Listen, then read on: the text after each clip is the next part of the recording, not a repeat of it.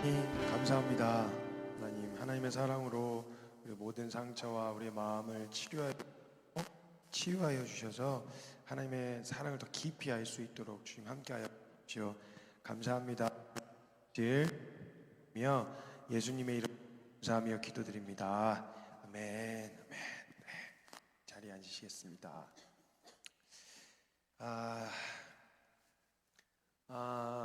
오늘 함께 이렇게 말씀을 나눌 준비를 하다가 이제 정말 많은 청년들하고 이제 상담을 계속하고 이야기를 나누면서 청년들 안에 이런 상처와 아픔들이 좀 있는 것들을 좀 보게 됐어요.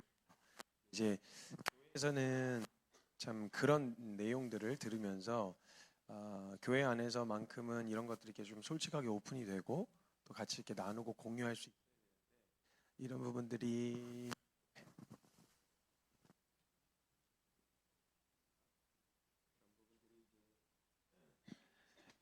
두려워서 이야기를 약점이 될까봐 두려워서 이제 말을 못하고 그런 부분들이 있어요. 그래서 제가 두 가지 말씀을 이렇게 같이 섞어서 이야기를 할 텐데, 우리 안에 이런 트라우마와 기억들, 그런 기억들을 가지고 어떻게 해결해 나가야 되는지와 또 그런 저와 여러분을 사랑하시는 하나님의 마음에 대한 이야기를 이어서 좀 이야기를 해보려고 합니다.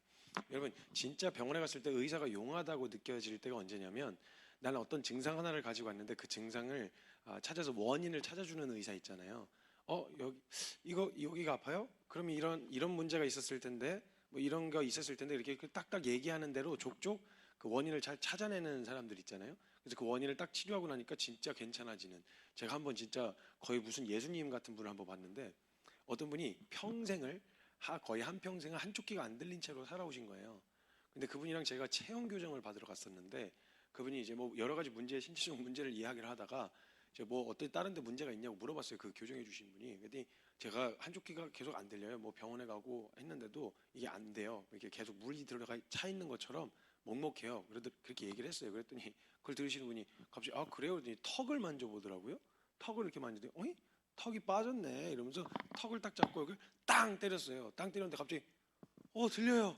들려요. 한평생을 안 들리고 살아봤는데 턱이 빠져가지고 안 들리고 있었다고 해서 턱 껴주니까 들리는 거죠. 예수님 오신 줄 알았어요.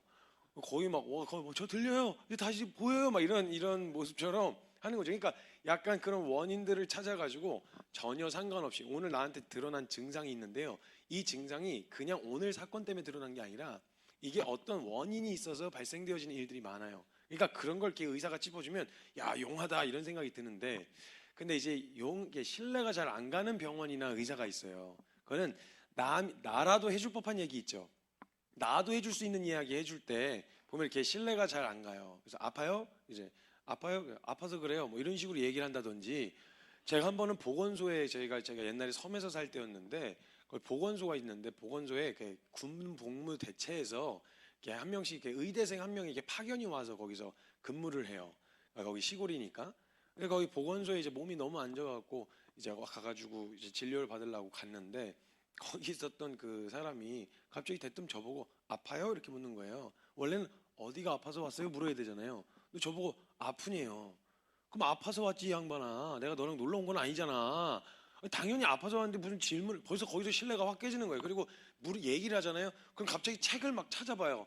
책을 막 뭐라고요? 어디가 아프다고요? 그러더니 막 책을 찾아보니까 약간 신뢰가 잘 안 되면서 믿고 맡겨도 되나 이런 생각이 자꾸 찾아 들어온단 말이죠. 그러니까 우리도 말씀으로 살아가고 신앙생활을 할 때 부딪히는 문제들이 있어요. 저와 여러분 안에. 이게 해결됐으면 좋겠는데 나 왜 이렇게 감정 조절이 안 되지? 나 왜 이렇게 화를 내지? 나 왜 이렇게 자꾸 뭔가 아픔이 있고 상처가 있는 것 같지? 왜 해결이 안 되지? 나 왜 우울하지? 등등 수많은 문제. 예수님을 믿는다고 하는데도 왜 나한테 이런 문제가 남아있고 이게 해결이 안 되냐? 이런 생각들과 고민들이 있는데, 그 문제를 갖다가 단순히 의지박약으로만 진단을 내려버리면, 그건 노력해. 더 사랑해야지. 왜 사랑이 안 될까요? 더 사랑해야지. 이건 누구나 해줄 법한 얘기란 말이죠. 실제 원인이 뭐냐는 거예요. 원인이 뭐고 그걸 어떻게 어디서부터 풀어가야 내 안에 있는 그런 상처와 그런 아픔들이 해결될 수 있느냐는 거죠. 영적인 원리 안에서 이런 것들이 녹여져야 되는데, 표면적인 증상은 누구나 해요. 우울해? 슬퍼서 그래. 이거 누가 말 못하냐고. 근데 그 우울함을 어떤 문제 때문이고 어떤 부분을 해결하면 되는 거냐고. 그냥 하나님의 사랑을 알면 돼. 맞아요. 알면 되는데 그걸 어디에다 적용해야 되는지를 모르는 사람들한테 그걸 얘기를 하면 이해하기가, 받아들여지기가 어렵단 말이에요. 여러분, 되게 생뚱맞아 보이는 것 같지만 오늘의 내 증상이 지금 나타난 증상이요, 이게 원인이 다른 데 있을 수 있어요. 그러니까 두통이 자꾸 오는 사람이 그냥 머리에만 문제가 있는 게 아니라 허리 골반이 틀어졌다거나 허리가 틀어진 사람들, 제가 이제 그걸 배우면서 보게 된 건데, 이 두통이 올 때 이게 척추가 다 틀어지니까 신경을 눌러가지고 이 두통으로 오는 사람이 있어요. 체형이 완전히 막 그냥 거북목이라든지 막 완전히 그냥 이렇게 돼 있는 사람들, 원인이 다른 데가 있을 수도 있는 거예요. 오늘 이 사람 때문에 내가 어려운 줄 알았는데 사실은 그 사람이 내 아픈 기억들을 건드려서 그 반응이 이렇게 툭 튀어나온, 그래서 나도 당황스러울 때가 있어요. 뭐지? 나 왜 이러지? 나 왜 이렇게까지 반응하지? 이런 생각이 찾아들어올 때가 있단 말이에요. 그러니까 여러분, 트라우마라고 하는 건요, 과거에 경험했었던 위기나 혹은 공포, 그런 비슷한 일이 발생했을 때 그때 느꼈던 정서 있죠. 그때 느꼈던 정서가 고스란히 다시 느껴지는 걸 말해요. 교통사고 한번 크게 나셨던 분들은요, 이게 차가 자기 앞으로 달려오는 것 같은 이 두려움이 느껴진대요. 운전할 때 쉽지 않은 거예요. 그리고 차 갑자기 사람이 확 튀어나왔고 사람 한번 쳐본 기억이 있는 사람은요, 골목길 지나갈 때 모든 차 사이에서 사람이 튀어나올 것 같은 공포가 느껴지는 거예요. 그리고 높은 것도 마찬가지고, 그리고 폐쇄공포증도 마찬가지고, 어렸을 때 경험했었던 어떤 그 안 좋은 기억들, 안 좋은 기억들이 이게 기억이 저장되어 있는데 이게 충격적이게 이게 선명하게 남겨져 있어가지고 그때 당시의 정서와 감정들이 그대로 같이 일어나는 거, 이걸 트라우마라 그래요. 이걸 안 건들면 모르겠는데 그 비슷한 상황에 가면은 그 기억들이 건드려지는 거예요. 다시 나오는데 그때 감정이 같이 발생하게 된다는 거죠. 제가 이제 제가 어렸을 때 아주 큰 트라우마를 겪을 만한 일을 한번 경험했는데, 자살을 목격을 한 거예요. 자살을, 이번 사건 말고 더 어렸을 때였는데, 사람이 이제 그 아파트 단지 이렇게 옛날에 복도형 아파트 있잖아요. 그 복도형 아파트에서 사람이 뛰어내렸는데 제 앞으로 이렇게 스치듯 떨어진 거예요. 쿵 하고 떨어졌어요. 그리고 저는 어렸을 때 초등학교 2학년 때였는데 저는 그 사람의 얼굴이 아직도 기억이 나요. 그래서 저를 마주보고 있었거든요. 마주보고 있었는데 이미 뭐 온몸이 망가진 채로 저를 마주보고, 제가 키가 초등학생이니까 한 이만큼이어서, 그러니까 이렇게 같은 선상 안에서 그 사람하고 이렇게 이미 시선은 다 날아가 있고, 이렇게 한쪽 눈 저쪽으로 이렇게 날아가 있고, 그 상태로 그 사람의 얼굴이 너무 선명하게 기억이 남아 있어요. 그리고 제가 아파트 단지 복도형 아파트 비슷한 데 다 들어가면요, 제가 한동안 위에서 뭐 떨어지는 거 아닌가 하는 이 두려움 때문에 거기 막 뛰어 들어갔어요. 항상 아파트 단지 쪽으로 들어가면. 그리고 얼마 안 있다가 제가 엘리베이터에 혼자 갇히게 되는 일이 있었거든요. 그래갖고 제가 20살 거의 될 때까지 엘리베이터를 거의 못 탔어요. 엘리베이터를 거의 못 탄 게 아니라 아예 못 탔어요. 타면 죽을 것 같은 거예요. 막 갇혀서 막 뚝 떨어질 것 같은 이 두려움에 막 식은땀이 나고, 그래서 걸어 다녔어요. 그냥 엘리베이터 안 타고. 지금에서야 조금 나아지긴 했는데 그 원리를, 대하는 원리를 이제 찾아가지고 저한테 적용하면서 좀 나아지긴 했는데, 이런 식으로 굉장히 충격적인 어떤 사건을 경험하고 나면 요게 기억에 이렇게 저장이 됩니다. 저희는 일상을 살아갈 때 모르겠는데 어쩌다가 그 비슷한 상황이나 이런 게 딱 건드려져서 그 상황을 다시 연상하게 만들면 그때 찾아들었던 감정이 고스란히 다시 찾아올라오는 거예요. 그러니까 저와 여러분 안에 누군가한테 화를 내는데 그렇게까지 화낼 일이 아니야. 서운한데 그렇게까지 서운할 일도 아니고, 상처를 받아도 그렇게까지 받을 일이 아니야. 근데 나도 모르게 그런 일이 확 찾아들어오는 게 뭐냐면, 이 사람이 지금 이 사람 때문에 그냥 단지 그냥 화가 났다기보다 이 사람이 내 옛날 기억을 소환한 거예요. 비슷한 상황과 비슷한 언행으로 내 옛날의 기억을 들춰낸 거예요. 들춰내서 감정이 나오기 시작하는데 정확하게 이 사람이 한 게 아닌데도 그때 느꼈던 정서대로 이 사람한테 쏟아내는 거예요. 그러니까 해놓고도 내가 왜 그렇게까지 했지? 라는 생각이 들고, 이 사람은 썩은 문자 걷어찬 거죠. 뭐야, 뭘 이렇게까지 반응해? 이런 생각이 찾아들어오게 된단 말이에요. 그러니까 그런 경험들, 그런 기억들, 한마디로 말하면 좋지 않은 기억들이 남아있단 말이에요. 근데 문제가 뭐냐면, 저와 여러분이 예수님을 만났을 때, 예수님을 만나고 난 이후는 예수님으로 해석이 가능합니다. 그래서 두려워도, 좀 무서운 상황이 있고 좀 어려움을 겪어도 그래, 주님 때문에 참아야지, 주님 때문에, 이렇게 해서 주님하고 함께한 기억들이 있는데, 문제는 주님하고 함께하지 않았을 때 저장되어 있는 안 좋은 기억들이 있단 말이에요.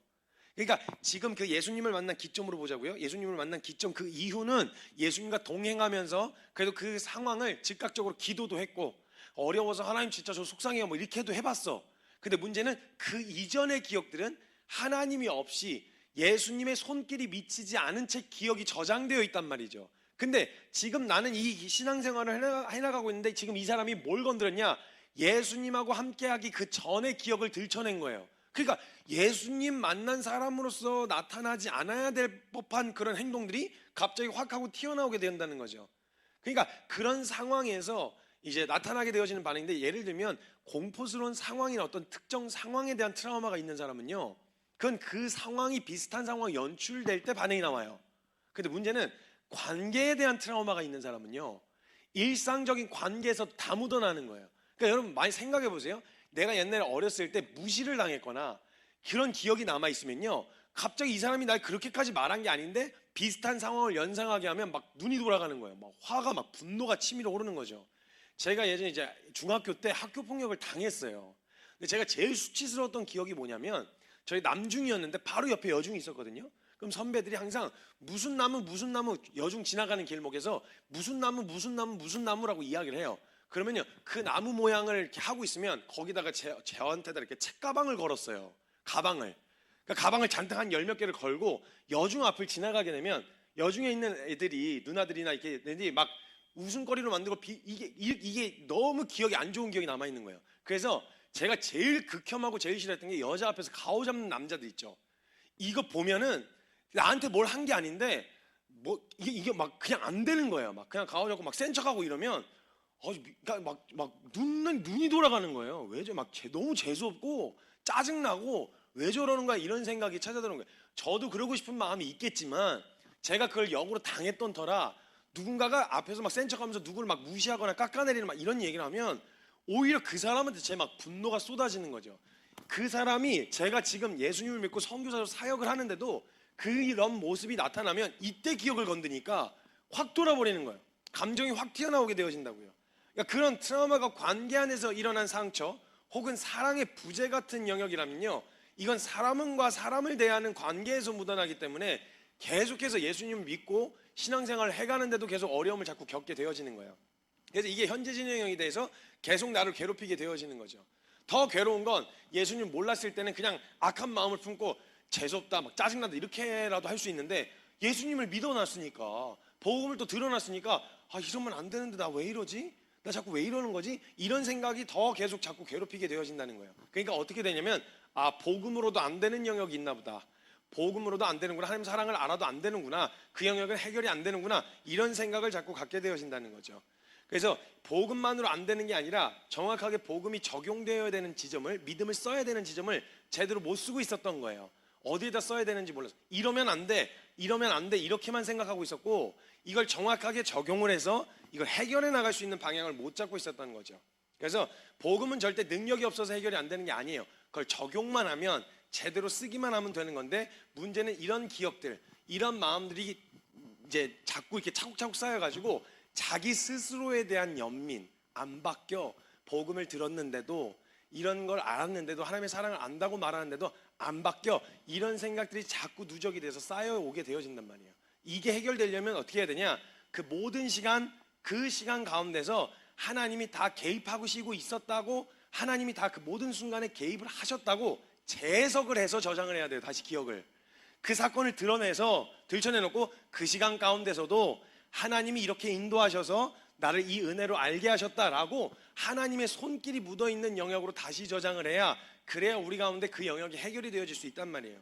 그게 안 되면 저와 여러분 안에 계속 이 문제가 저와 여러분의 발목을 잡고 신앙생활하는 내내 어려움을 겪게 되어진단 말이에요.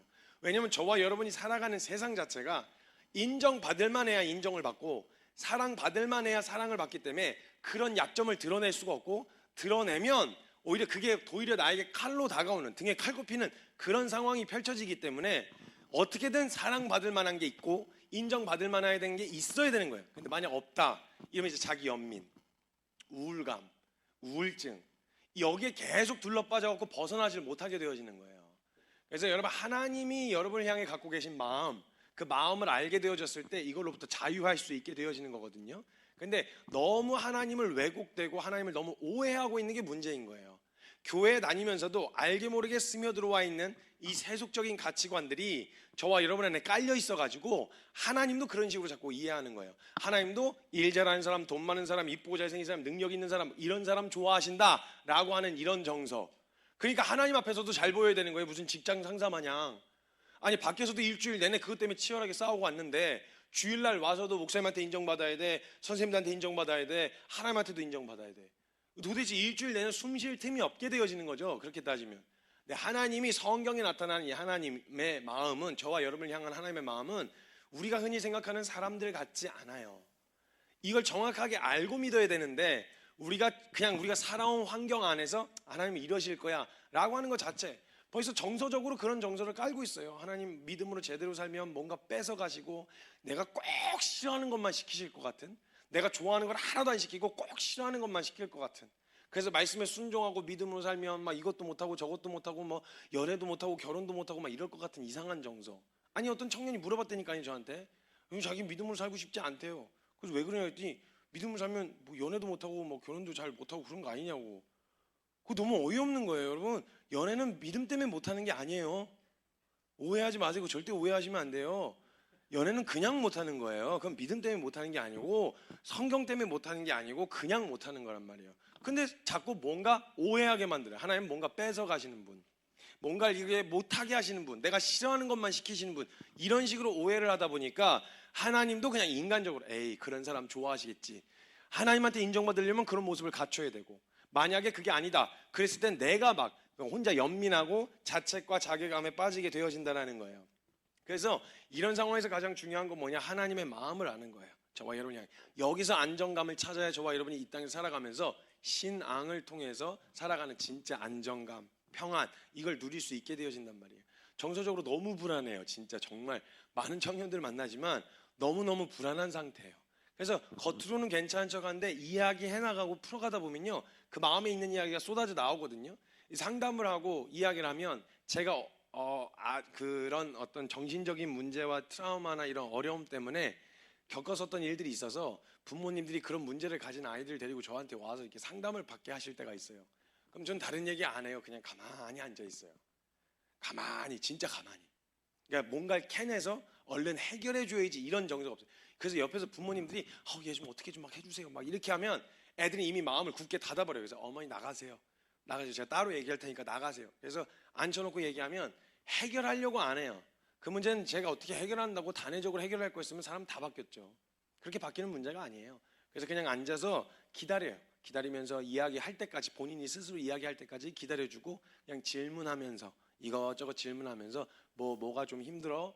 힘들면 그게 왜 힘들어? 뭐 안 좋은 기억이 있었어? 뭐 때문에 그래? 이런 이야기들을 하나하나 찾아가고, 걷지도 못하는 애 보고 뛰라고 하기에는 좀 그렇고, 그러니까 이제 하나하나씩 솔루션을 제시하면서 이렇게 방향을 제시해 주긴 하는데, 가장 밑바닥에 깔려있는 정서는 뭐냐면 인정받지 못하는, 결국 사랑받지 못하는, 내가 이 꼬라지면 인정받지 못하고 있다는 이런 정서적인 불안감이 깔려있는 거예요.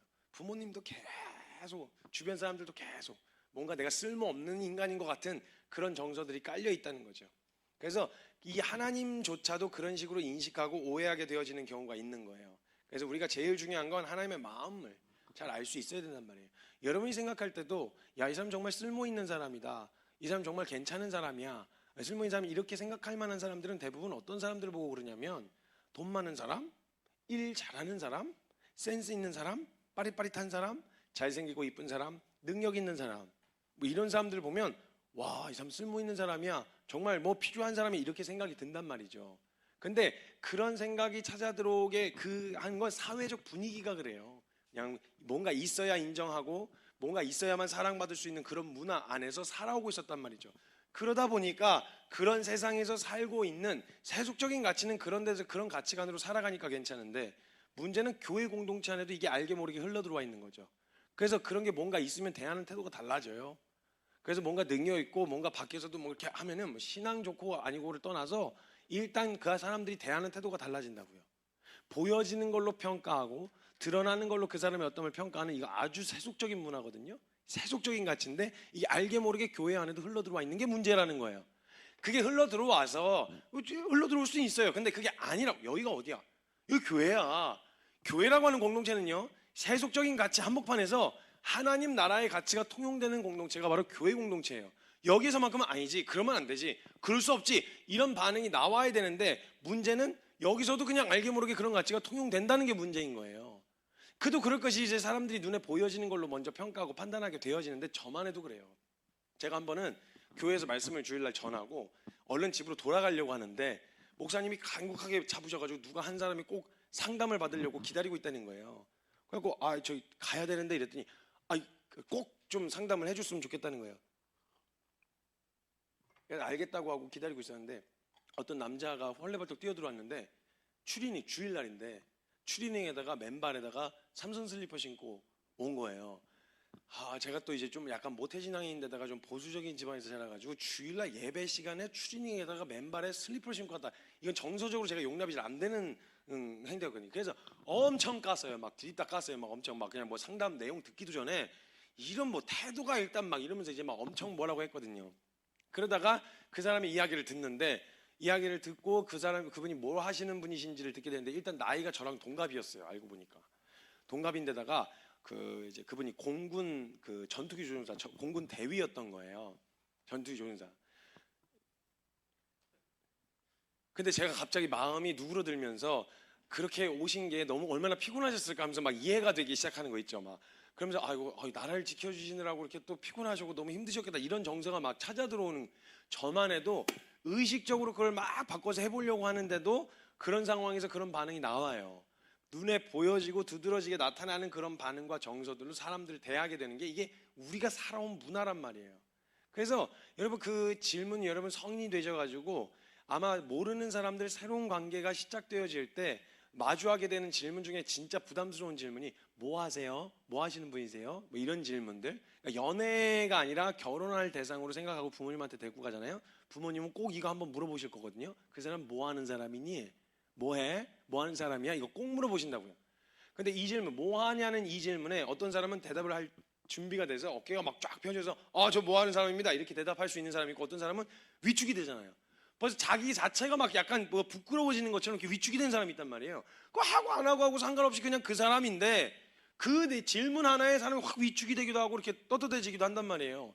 그러니까 이 세속적인 가치 안에서는 그 질문에 이런 식으로 대답하는데, 아직 떳떳하고 당당하게 대답하시는 분을 아직까지 본 적이 없어요. 뭐 하시는 분이세요? 백수입니다. 놀고 있어요.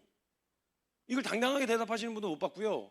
그 대답을 듣고 감동을 받으시는 분 역시 본 적이 없어요. 어머, 놀고 계세요? 대박. 놀고 있네. 와, 이렇게 감동을 받으시는 분 역시 본 적이 없어요. 그냥 그것 자체로 자기가 설명된다고 생각하기 때문에 그것 때문에 떳떳해지고 그것 때문에 위축이 되기도 한단 말이에요. 그러니까 이런 것들, 사람들 보여지는 것, 그 사람이 갖고 있는 능력치, 재력, 외모, 실력, 이런 것들로 그 사람의 어떠함 자체를 평가하는 그런 분위기가 형성되어 있기 때문에 그렇다는 거예요. 심지어 부모님들도 그래요. 부모님들도 자식들에게 하는 새빨간 거짓말이 있어요. 어렸을 때 아기 때잖아요. 아기 때면은 뭐 다른 거 기대 안 해요. 그냥 그래서 자식들한테 기대하는 게 뭐냐고 물어보면 다른 거 없다 그래요. 저는 제 자식한테 저 다른 거 기대하는 거 없어요. 저 진짜 다른 거 아무것도 바라지 않고요, 건강하게만 자랐으면 좋겠어요, 이래요. 근데 이게 또 얼마나 거짓말인지 여러분 생각해보세요. 주님이 그 기도에 100%또 응답을 해주셔갖고 30대가 되고 40대가 되도록 오직 건강하기만 해, 올리 건강해, 잘 먹고 잘 자고 잘 싸, 괜찮겠냐고요. 이거 쉽지 않단 말이에요. 그 시기에 맞게 원하고 바라는 바람이 있단 말이죠. 그러니까 사람들 나름대로 사람들을 평가하는 그 기준이 성경에서 말한 기준이 아니고, 우리가 흔히 마주하면서 사람과 사람들을 대하며 마주해 왔었던 그런 기준들로 평가하고 평가를 받아왔단 말이에요. 심지어 교회 안에서조차도. 그러다 보니까 그런 문화 안에 있다 보니까 그런 것들이 있으면 내가 뭔가 쓸만한 사람인 것 같은데, 그런 게 없으면 위축돼서 내가 그런 사람이 아닌 것 같은, 이런 생각들이 자꾸 자리 잡게 되어지는 거예요. 그리고 여러분, 결혼 이제 정년기가 되어지면요, 결혼 대상자도 곧 기도하는데, 결혼 대상자도 곧 기도할 때 나름대로 다 취향이 있고 기준이 있습니다. 다 원함이 있어요. 아주 그런 기준들이. 그래갖고 그래도 기왕이면 사람이 좀 진중했으면 좋겠잖아요. 근데 또 너무 매사에 진중하게만 하면 재미가 없잖아요. 사람이 위트 있기도 해야 되잖아요, 좀. 그래서 진중한데 위트도 있어야 돼. 근데 또 아주 성실하게 자기 일에 굉장히 프로페셔널한 사람이면 또 멋있잖아요. 근데 또 일에만 너무 프로페셔널하면 안 되잖아요. 나랑도 같이 잘 놀아야 되잖아요. 그러니까 진중하지만 위트 있고, 그 다음에 자기 일에 프로페셔널하지만 나랑도 잘 놀아주며, 그 다음에 그래도 기왕이면 질서의 하나님이시니까 질서 정연하게 이렇게 좀, 그냥 이렇게 배열 자체가 좀 질서 정연해야 하지 않겠어요?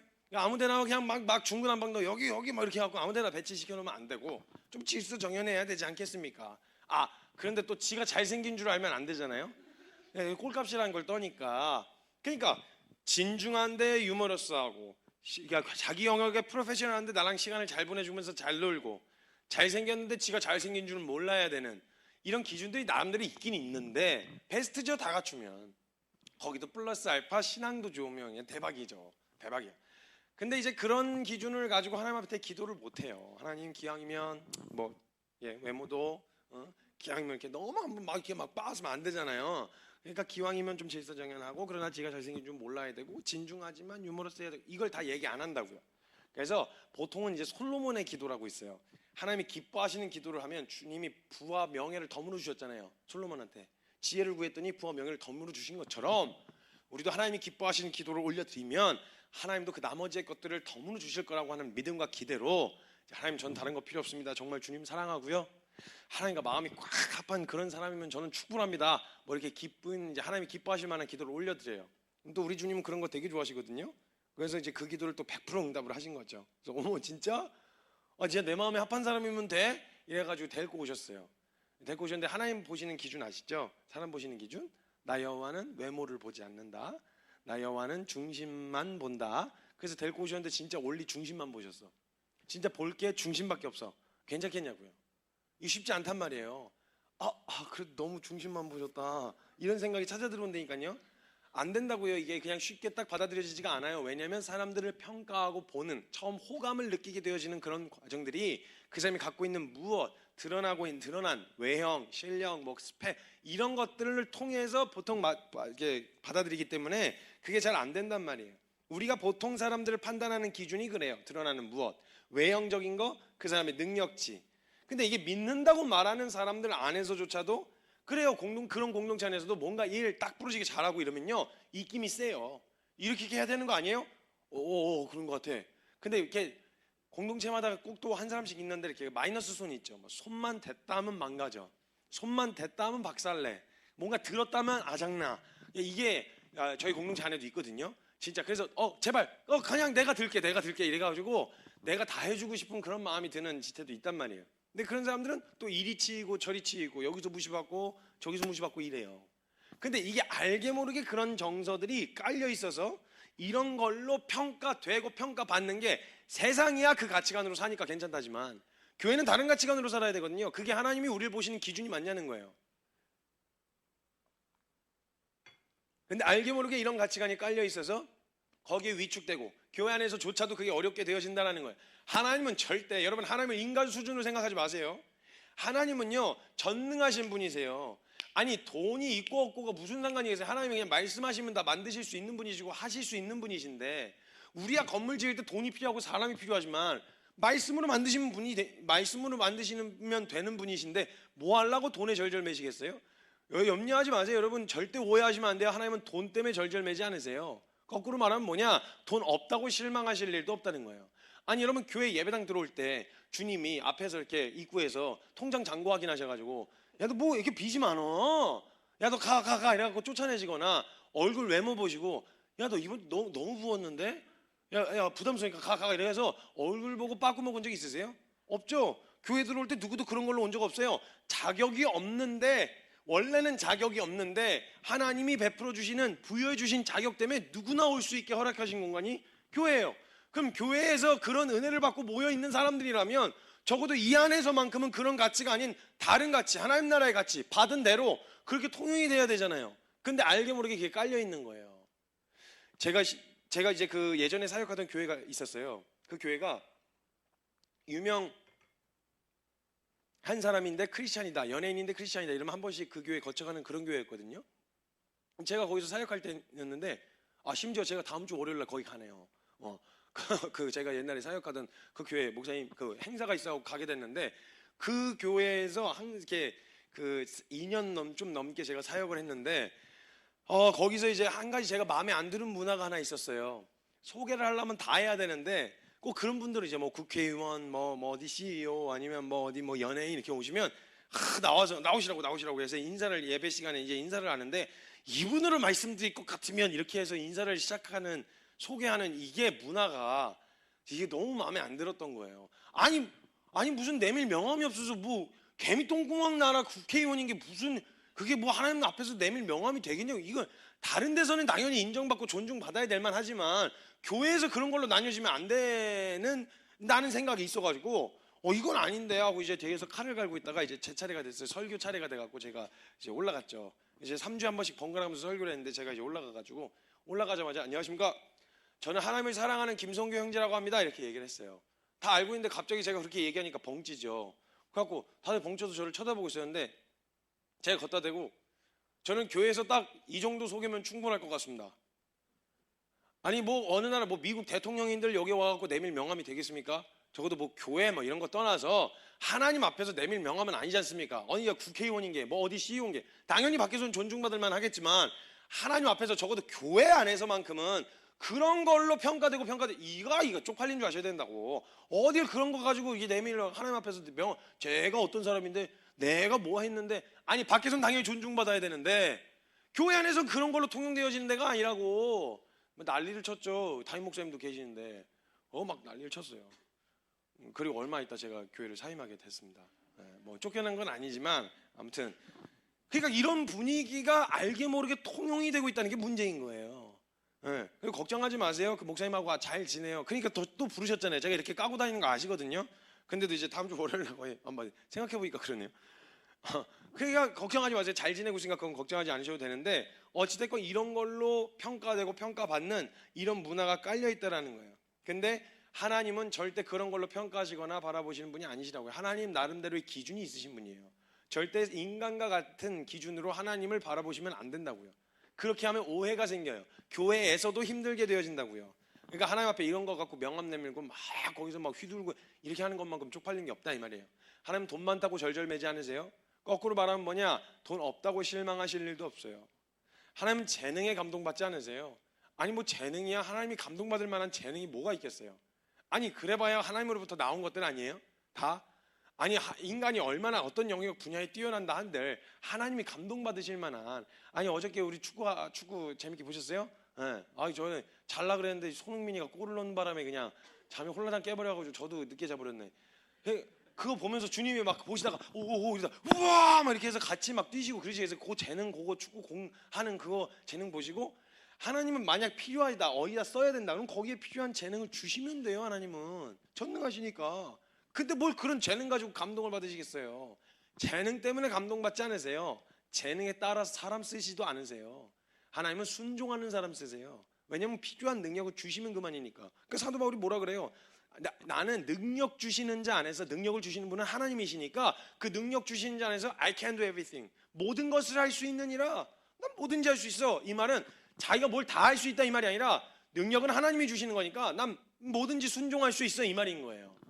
그러니까 능력에 절절매지 않으세요. 거꾸로 말하면 뭐냐? 내가 사람들이 흔히 인정해 줄 만한 능력이나 재능이 없다고 해서 하나님이 실망하실 일도 없다는 거예요. 오해 좀 하지 마세요. 오해를 하나님을. 그래서 하나님이 저와 여러분을 어떤 마음과 눈으로 바라보시는지 이게 확실하게 도장 찍혀야 그 기반으로 우리가 신앙을 세워가고 쌓아갈 수 있게 되어진다는 거예요. 그럼 우리 한번 성경 말씀 한번 찾아보도록 할게요. 창세기 1장입니다. 창세기 1장 27절로 31절까지의 말씀이에요.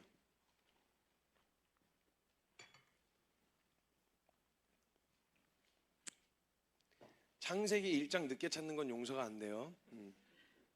27절로 31절까지 말씀입니다.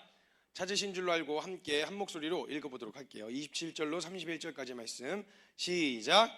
하나님이 자기 형상 곧 하나님의 형상대로 사람을 창조하시되 남자와 여자를 창조하시고 하나님이 그들에게 복을 주시며 하나님이 그들에게 이르시되 생육하고 번성하여 땅에 충만하라. 땅을 정복하라.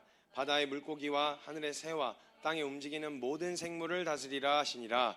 하나님이 이르시되 내가 온 지면에 씨 맺는 모든 채소와 씨가 진 열매 맺는 모든 나무를 너희에게 주노니 너희의 먹을거리가 되리라. 또 땅의 모든 짐승과 하늘의 모든 새와 생명이 있어 땅에 기는 모든 것에게는 내가 모든 푸른 풀을 먹을거리로 주노라 하시니 그대로 되니라. 하나님이 지으신 그 모든 것을 보시니 보시기에 심히 좋았더라. 저녁이 되고 아침이 되니 이는 여섯째 날이니라. 아멘. 자, 지금 하나님이 하나님의 형상대로 남자와 여자를 창조하셨어요. 창조하시고 나서 하나님이 그거 지으신 것을 보시면서 느끼셨던 정서를 뭐라고 이야기하고 있어요? 보시기에 심히 좋았대요. 그냥 좋은 게 아니에요. 심히 좋았대요. 여러분, 하나님은요 전능하신 분이셔가지고 계획한 대로 다 하실 수 있는 전지하고 전능하신 분이셔가지고 웬만한 거에 감동 안 받으세요. 그래서 성경에는 웬만해선 강조법을 잘 안 써요. 당황하실 일이 없으니까 너무 좋은데? 이렇게 당황하실 일이 없어요. 그래서 강조법을 웬만하면 안 써서 그냥 어떤 특징을 묘사할 때 뭔가 뭐 그래도 뭐 외모가 준수했더라 막 이렇게라도 표현해 놓잖아요. 이거는 그냥 잘생긴 게 아니고요, 진짜 잘생긴 거예요. 왜냐면 그게 특징으로 기록을 해놓을 만큼. 요셉 같은 경우를 했거든요. 외모가 준수했다. 여러분 생각을 해보세요. 노예였어요. 노예였으니 뭐 외모를 갖고나 꾸밀 일이 뭐가 있었겠어요. 그런데 그냥 그 내추럴한 상태에서도 보디발의 아내가 반할 만큼 외모가 그랬다니까요. 여러분 무슨 뭐 태닝을 했겠어요, 뭐 했겠어요. 그냥 내추럴하게 햇빛에 탄 건데 더럽게 탄 게 아니라 섹시하게 탔다고요. 사람이 섹시하게 탄 거예요. 그리고 딱 보는데 그 다져진 몸을 보는데 이게 보디발의 마누라가 막 덮치고 싶을 만큼 너무 매력적이었던 거예요. 그러니까 그냥 외모가 준수했더라 이렇게 적어놨으면 그냥 적어놓은 게 아니라 진짜 잘생긴 거예요. 막 거의 연예인 뭐 비교할 수 없을 만큼 진짜 그냥 너무너무 잘생긴 거예요. 성경에도 이걸 특징으로 기록해 놓았을 정도니까 웬만하면 강조법을 잘 안 써요. 근데 지금 하나님이 지으신 것을 보셨는데 좋았는데 그냥 좋은 게 아니라 너무 흡족하게 좋았대요. 그러니까 심히 좋았대요. 그럼 하나님도 좋았다는 기준이 있으실 거 아니에요? 뭘 보고 이렇게 좋으셨을까요? 그럼 우리가 흔히 사람들을 평가할 때 너무 좋다, 보기 좋다 라고 생각하는, 사람들이 인정할 만한 그런 조건들을 한번 살펴볼까요? 만약 그런 것들로 하나님이 이렇게 좋다고 하셨던 거였는지. 여러분 생각해 보세요. 하나님이요 첫사람 아담은 손으로 직접 빚으셨어요. 손을 대셨다고요. 그 완전하신 하나님이 직접 손을 댔으니 얼마나 완벽하게, 완전하게, 완벽한 비율로 만드셨겠어요. 물론 그 이후에는 뭐 손을 안 대셔서 그런 건지 아니면 뭐 그 죄를 지어서 그런 건지는 모르겠는데 점점 질서가 이렇게 없어지긴 하고 무질서해지는데, 아무튼 그때 하나님이 처음 만드셨을 때는 손을 대셨으니까 얼마나 완벽한 비율로 만드셨겠어요? 키부터 비율, 몸매, 그냥 눈, 코, 입, 이 모든 게 그냥 완벽한 비율이었을 거란 말이에요. 그럼 지금 하나님이 보실 때 우리가 그냥 흔히 그냥 성경을 볼 때도 하나님의 성품상 지금 외모 보고 감탄을 하시는 걸까요? 야, 너 잘생겼다 진짜. 예쁘다. 이렇게 지금 외모 보고 감탄을 하시는 걸까요? 성경의 흐름으로 봤을 때 하나님의 성품상? 아니죠. 외모 때문에 감탄하실 분은 아니에요. 왜냐면 하나님은 계속 얘기하신 게 난 외형적인 거, 외모를 보지 않는다. 이거 단지 생긴 것뿐만 아니라 그 사람이 갖고 있는 외형적인 것들을 보지 않는다. 이 얘기를 계속 해오셨기 때문에 외모 때문에 감탄하신 건 아니란 말이에요. 그리고 또 한 가지가 특징이 있는데, 천지창조의 특징이 뭐냐? 천지창조의 특징은요, 하나님이 천지를 창조하시는 동안 아담과 하와가 도와드린 게 1도 없다는 게 특징이에요. 아무것도 도와드린 게 없어요. 왜냐면 다 모든 것을 완성하신 다음에 그 다음에 인간을 만드셨잖아요. 그렇죠? 그러니까 뭔가 도와드릴 기회가 없었어요. 뭔가 얘 센스 있는데? 얘 일 잘하는데? 의외인데? 뭐 이렇게 뭔가 상황을 역전시키고 새로운 기대를 갖게 만들 만한 뭔가 일을 한 게 없어요. 걔네는 그냥 갑자기 다 만들어진 상태에서 눈 뜨고 그냥 그거 빨고벗고 그러고 서 있었던 게 다였어요. 그냥 그리고 모든 게 다 처음이니까 그냥 오 이러고 있었던 게 다였다고요. 뭔가 대단하게 하나님을 위해서 뭐 해드린 게 없었어요. 그리고 천지창조 하실 때 하나님 왜 인간을 맨 마지막으로 만드셨겠어요? 먼저 만들면 도움이 안 되는 거예요. 생각해보세요. 무인 공간에다가 사람만 덜렁 만들어 놓으면 걔네가 어떻게 있냐고요. 그러니까 허공에서 이렇게 떠다니는 거예요. 중력도 없으니까 이렇게 허공에서 계속 떠다니고 있으니까 주님이 나와라, 거기다 태양 만들어야 된다. 그러면 또 혼자 허공에서 이러고 막 설치고 있는 거죠. 얘 옮겨놓고 태양 만들고 저쪽에도 옮겨놓고 달 만들고, 궁창이랑 기저가 땅이랑 나누는데 거기 막 휩쓸려 가가지고 막 또 꺼내오고 이렇게 번거로우시니까 도움 같은 게 전혀 필요 없으셨던 하나님은 모든 걸 창조하신 다음에 그 다음에 인간을 만드셨어요. 그러니까 자신의 실력이나 자기가 쓸모있는 존재라는 걸 하나님 앞에 증명할 기회가 전혀 없었다고요. 그냥 딱 눈 뜨고 그냥 딱 만들어진 다음에 눈 뜨고 오 이러면서 그냥 신기해하던 게 다였어요. 홀딱 벗고 그러고 서 있었던 게 다였어요. 그리고 남자와 여자를 만드셨잖아요. 그리고 나서 그 남자와 여자가 하나님이 창조하신 만물들을 그냥 막 뛰어다니면서, 여러분 해외에 가면요 막 새로운 문화들을 보면은, 새로운 건물, 이렇게 이국적인 문화 환경이나 건물도 보면 감탄이 먼저 나와요. 와 예쁘다, 우와, 그런 자연 경관이나 이런 거 보면 감탄이 나온다고요. 지금 아담과 하와는 모든 게 다 처음이잖아요. 얼마나 감탄했겠어요. 그래서 막 뛰어다니면서 그냥 하나님이 창조하신 것들을 보면서 막 그냥 막 즐거워하는 거, 막 흥분하는. 그리고 남자와 여자가 보는 게 좀 달라요. 아마 하와는 딱 탄생하고 나서 제일 먼저 봤을 것들이 막 꽃, 막 이런 거, 아기자기한 거, 막 귀여운 거, 뭐 강아지, 막 고양이, 막 이러면서 이제 그런 것들, 이렇게 조그만 동물들 귀여운 거 이런 거 보고 다니고, 남자들 같은 경우는 그런 걸 이렇게 같이 이렇게 쭈그려 앉아서 보고 있지 않아요. 남자들 같은 경우 막 호랑이, 막 곰, 막 사자, 막 바위, 폭포, 뭐 이런 거 보면서 감탄을 했을 거라고요. 각자 보는 영역이 다르지만 각자가 보는 것을 통해서 살아계신 하나님이 그 만물 가운데 다 묻어나 있으니까, 꽃을 보면 이렇게 아기자기한데 되게 세밀하신 하나님, 세밀하고 세심하시고 이런 색감 있는 아름다운 하나님이 나타나 있고, 막 크고 웅장한 거 보면 막 강하신 하나님, 막 그냥 보호하시는 하나님, 막 어미하신 하나님, 막 이런 크신 하나님을 묵상할 수 있는 것들이 창조되어진 모든 것들 안에 널려 있었단 말이에요. 아담과 하와가 태어나고 나서 만들어진 다음에 그냥 하나님이 창조하신 것들을 막 살펴보고 막 그 안에서 막 뛰놀면서 감탄하고 즐거워하는 거 있죠. 거기 안에서 막 누리면서 즐거워하는 거, 이걸 보시는 게 하나님께 기쁨이었어요. 뭔가를 해드린 것도 없어.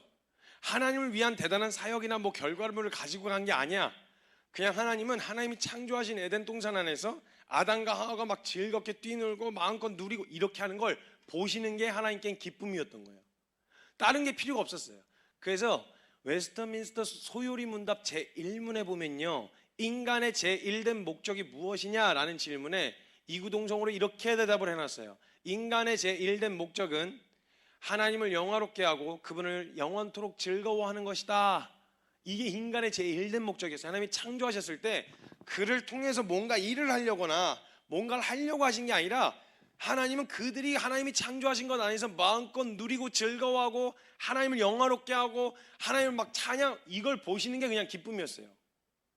그러니까 하나님께 뭔가 아니 속된 말로 우리가 하나님 앞에 뭔가 해드린다고 쳤을 때 뭘 어느 정도 해야 감동을 받으시겠어요? 하나님이. 웃긴 거예요. 하나님으로부터 다 나온 거죠. 우리가 음악을 얼마나 잘하면, 우리가 일을 얼마나 잘하면 하나님이 감동을 받으실 만큼 하겠냐고요. 말이 안 되는 거라니까요. 제가 한 번은요 베트남에 가게 됐는데, 선교사님들 선물을 이렇게 그 공간이 좀 남아가지고 선교사님께 드릴 선물을 좀 사야 되겠다 싶어갖고 선물을 좀 샀는데, 뭘 살까 하다가 좀 한국적인 걸 사가야 좋아하시지 않을까, 그래서 건어물 같은 걸 좀 사가자 이래가지고 시장에 가갖고 쥐포랑 그다음에 뭐 오징어랑 뭐 이런 걸 막 다 샀어요. 잔뜩 사갖고 박스에다 이렇게 넣어서 패킹을 하고 갔어요. 가서 선교사님한테 선물입니다 하고 딱 드렸더니 기분 좋게 박스를 딱 끌어서 딱 풀어보시는 건데, 보자마자 표정이 흘러내리시는 거예요.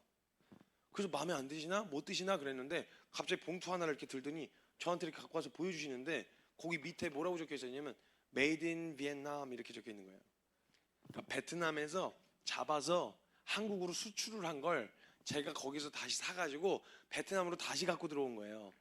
그러니까 그게 거기는 그 해산물 완전히 널려 있거든요. 저는 모르고 그걸 베트남에서 수출한 걸 갖다가 한국에서 수입을 했는데, 그걸 다시 사갖고 베트남으로 들고 들어온 거예요. 그러니까 원래 모든 것들이 다 하나님으로부터 나온 것들이에요. 근데 그걸 가지고 뭔가 하나님께 영광이 된다는 것 자체가 말이 안 되는 거잖아요. 하나님은 그런 걸로 영광을 받으시는 게 아니라, 하나님은 그런 걸 가지고 하나님께 기쁨이 되려고 가지고 나온 그 마음을 기뻐하시는 거지, 하나님 가지고 나온 무엇을 보시는 분이 아니시라고요. 우리가 하나님 앞에 드리는 것 중에 베스트를 기뻐하시는 게 아니라 베스트를 드리고 싶은 마음을 기뻐하시는 분이시라고요. 하나님은 그런 마음으로 보신단 말이에요. 한 목사님이 설교를 해주시는데 은혜 엄청 시게 받았었어요. 목사님이 설교를 하시는데 꿈을 꾸셨대요. 무슨 꿈을 꿨느냐면, 그 혼자 꿈속에서 삽질을 하고 계시더래요. 하나님 나라를 위해서 삽질을 막 열심히 삽질을 하고 계셨어요. 그래서 막 열심히 삽질하는데 누가 뒤에서 빵빵 거리더래요. 그래서 또 하나님 나라를 위해서 뭔가 해보려고 그랬더니 또 사단이 방해하는구나 이래갖고 더 열심히 하셨대요, 삽질을. 그래갖고 그 삽질을 한참 하고 있는데 뒤에서 빵 계속 이러니까 누구야 씨 하고 뒤로 딱 봤는데 주님이 포크레인에 타셔가지고 나오라고 손짓 하시면서 빵빵거리고 계셨던 거예요. 이거 같이 떠버릴 수도 없고 이걸 나오라고 비키라고. 포크레인 한 삽이면 삽질 1000번 한 것보다 효과적인데 내가 주님을 위해서 뭘 해보겠다고 앞에서 자꾸 설쳐가지고 주님이 할 일을 못하시고 이렇게 일이 자꾸 더뎌지는 걸 보고 잠에서 깨셨대요. 그래서 아, 하나님 나라에 가장 방해가 되는 게 나구나, 이런 걸 엄청난 진리를 깨달으셨다고 하더라고요. 엄청 은혜가 됐어요, 아주 그냥. 그러니까 우리가 무언가를 해드린다는 것 자체가 벌써 하나님은 혼자 일하시는 게 편하신 분이세요. 혼자 일하시는 게. 그런데도 일을 같이 하자, 사역의 자리로 초대하시는 건 하나님이 저와 여러분에게 보여주고 싶으신 것들이 있어서, 누리게 하고 싶은 것들이 있어서 부르시는 거지, 절대 그냥 일꾼이 모자라서, 뭐가 부족해서, 손이 모자라서 하실 분이 아니시라는 거예요. 그러니까 이런 특징들을 보면요, 당최 하나님이 그렇게 너무 좋아가지고, 너무 좋아서 막 힘이 좋았다 이렇게 얘기할 만큼의 뭔가 이렇게 좋은 게 없어요. 우리가 가지고 있는 흔히 사람들을 평가하는 그런 기준들로 보면 하나님이 뭐 때문에 이렇게 좋았다고 말할 만큼 뭐 대단한 게 없거든요. 근데 좋대. 그냥 너무너무 좋대. 힘이 좋대. 자신의 전부를 막 다 내어줄 만큼 너무 좋대.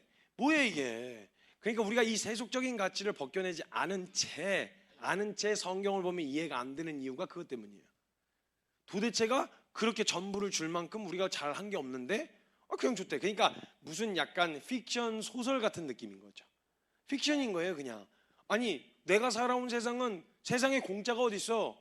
사랑받을 만해야 사랑받는 거고 인정받을 만해야 인정받는 거지. 그냥 그런 게 어디 있어. 이런 생각을 갖게 되어지는 거예요. 그러니까 받지를 못해요.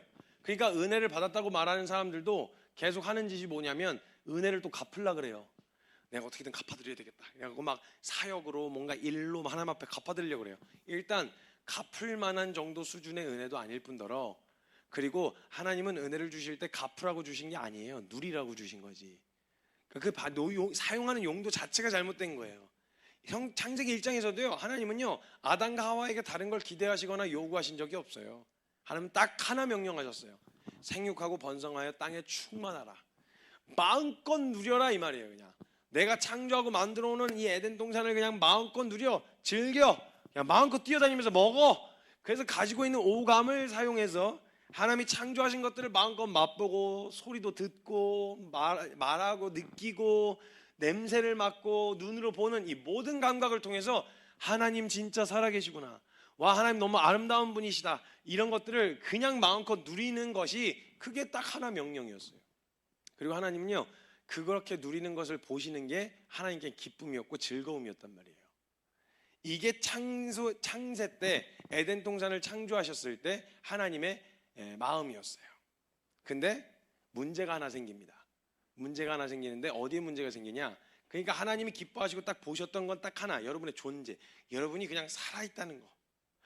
잘해서 잘 살아야 되는 게 아니라 그냥 살아있다는 것 자체가, 그냥 그거 자체가 하나님께 그냥 기쁨이었어요. 숨 쉬는 거, 존재하는 것 자체가 하나님께 기쁨이었단 말이에요. 여러분의 존재 자체가. 근데 이게 잘 받아들여지지가 않아요. 왜냐하면 존재 자체만으로 누군가에게 기쁨이 될 수 있다는 것 자체는 아기 때 말고는 경험한 적이 없는 것 같으니까, 이게 에이 그런 게 어디 있어, 에이 아무리 그래도, 이런 생각들이 있어요. 찾아들어오게 된단 말이에요, 우리 안에서도. 근데 하나님은 진짜 존재 자체가, 존재만 있으면, 살아있기만 하면 그냥 하나님은 충분하셨어요. 그걸로. 이게 하나님의 마음이었단 말이에요. 이게 창세 때. 근데 창세 때 문제가 발생하죠. 에덴 동산에서 범죄를 해요. 그래서 원래는 존재 자체가 하나님께 기쁨이었는데, 존재 자체가 하나님께 기쁨이 될 수 없는 죄인이 돼버린 거예요. 여러분 생각을 해보세요. 만약에 이걸 사용하는 용도가 여러 가지 용도가 있겠지만, 이 기능 중에 하나가 망가지면요, 어떤 사람은 불편을 감수하고서라도 그냥 쓸 것 같아요. 왜냐하면 저는 핸드폰을 쓸 때 카메라 기능을 잘 안 쓰거든요. 카메라 기능을 잘 안 쓰는데, 그러면 저는 그 카메라 기능이 망가지면 불편해도 그냥 쓸 것 같아요, 저는. 근데 액정이 나갔다 하면 이거는 쓸 수가 없어요. 이거는 사용할 수가 없게 되어지는 거예요. 그럼 뭐 바꾸든지 수리하든지 뭐 해야 되겠죠. 그러니까 만약에 우리가 하나님이 일꾼으로도 쓰고, 그리고 뭐 이걸로도 쓰고 저걸로도 쓸 여러 가지 용도를 생각하고 만드신 거라면, 기능 중에 하나가 망가진 거면 그냥 쓸만한데, 딱 하나 만든 이유가, 우리 창조하신 이유가 그거 하나 때문에 만드셨는데, 그게 망가져 버렸으니까 이제 진짜 하나님께 불필요한 존재가 되어버린 거잖아요. 사실 따지고 봤을 때 완전 불필요해진 거예요. 더 이상 쓸모가 없어진 거예요. 하나님 편에선 존재 하나 때문에 다른 거 아무것도 안 해도 그냥 살아있는 것 자체가 기쁨이어서, 그래서 하나님이 창조하시고 만드셨는데, 이젠 존재 자체가 하나님 가까이 할 수가 없을 뿐만 아니라 거룩하신 하나님 앞에 그 죄인으로 상태로 가면 하나님이 진노하셔. 화를 내실 수밖에 없는 존재가 되어버렸다고요. 그럼 진짜 하나님한테 불필요해진 거잖아요. 그러면 하나님이 능력 되시는 분이니까 싹 쓸어버리고 싹 밀어버리고 그냥 다시 처음부터 재창조하시면 되지 않겠어요? 아니 6일밖에 안 걸리신 분이 수천 년 역사를 이어오실 이유가 뭐가 있냐고요. 천지를 6일 만에 창조하셨는데, 이 우주를, 온 우주를 말씀으로 6일 만에 창조하신 분이 인류 역사에 이렇게 개입을 해가지고 여기까지 지지부진 끌 이유가 뭐가 있어요? 싹 쓸어버리고 다시 시작하면 되잖아요. 근데 하나님 마음에는, 하나님이 저와 여러분을 만드신 목적에는, 하나님이 만드신 목적과 하나님의 마음은 그냥 단지 수단, 그냥 그런 상태로 내가 보기에 좋은 그런 수단으로 만들려고 하는데 목적이 있었던 게 아니었어요. 하나님의 마음에는, 하나님은 창세 때나 범죄에서 타락했을 때나 하나님이 저와 여러분을 보시는 마음이 바뀐 적이 없어요. 성경을 보면. 여러분, 가치가 바뀌거나 가치가 떨어지면요, 그 왜 자동차도 그렇고 중고로 매물로 내놨을 때 감가 방어율이 좋은 차들이 있어요. 그러니까 사람들이 많이 선호하는 차들은 감가액이 그게 크지가 않아요, 폭이. 근데 막 색깔도 이상하게 이상한 똥 색깔인데다 이러면요 뚝뚝 떨어지거든요. 안 사니까 뚝뚝 떨어지거든요. 그러니까 만약에 우리를 만들어 놓으시고 창조를 하셨는데 이게 그의 시간이 지날수록 감가액이 이게 막 뚝뚝 떨어지고 가치가 떨어지면요 매겨지는 값이 달라진다고요. 근데 이 가치라고 하는 건요 주관적인 거예요. 보세요, 여러분이 가지고 있는 핸드폰을 보면 기본 한 100만 원 단위가 되잖아요. 나중에 할부로도 나눠서 내기도 하지만 한 방에 사려고 하면 거의 한 100만 원 돈 돼요. 근데 그게 희망 소비자 가격이에요. 소비자들에게 기준을 제시하는 희망 소비자 가격이에요. 근데 이 가치는 매겨놓긴 했지만 그게 100만 원, 나한테 그게 100만 원짜리라면 저는 그게 100만 원 주고 살 만큼의 가치가 있는 물건이겠죠. 근데 어떤 사람에게는 그거 100만 원 주고 안 사.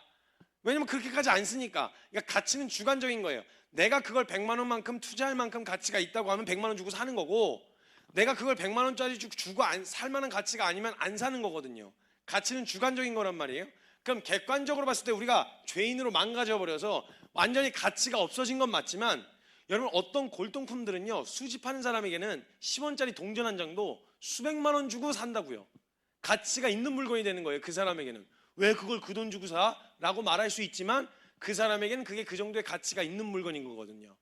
마찬가지인 거예요. 그럼 하나님이 저와 여러분이 죄인으로 완전히 망가져 버렸을 때 저와 여러분을 위해서 지불하신 값을 보면, 지불하신 대가를 보면 하나님에게 있어 저와 여러분의 가치가 어느 정도인지 드러날 거 아니에요. 그럼 하나님에게 있어 저와 여러분의 가치는 어느 정도였냐? 괜찮을 때, 잘 나갈 때, 뭔가 멋있을 때, 뭔가 내가 인정받을 만한 게 있을 때가 아니라 죄인 되었을 때, 그때 하나님이 저와 여러분을 위해서 투자하신 가치가 얼마인지를 보면 지금 저와 여러분의 상태가 하나님에게 어느 정도의 가치인지를 알 수 있겠네요. 그죠? 하나님이 저와 여러분이 죄인 되었을 때 투자하신 건 자신의 하나밖에 없는 아들이었대요. 아들 예수님. 이 말은 뭐냐? 저와 여러분이 지금 망가져 보이는, 객관적으로 망가진 것 같아 보이는 그 상태인데 하나님에게 있어서는 자신의 하나밖에 없는 아들을 기꺼이 투자할 만큼의 가치가 있는 존재로 보고 계셨다는 거예요. 이게 로마서 5장 8절에 나와 있는 말이거든요. 우리가 잘났을 때가 아니고 뛰어날 때가 아니라 우리가 죄인 되었을 때 그리스도께서 우리를 위하여 죽으심으로 하나님께서 우리에 대한 자신의 사랑을 확증하셨다. 이렇게 적혀 있단 말이에요.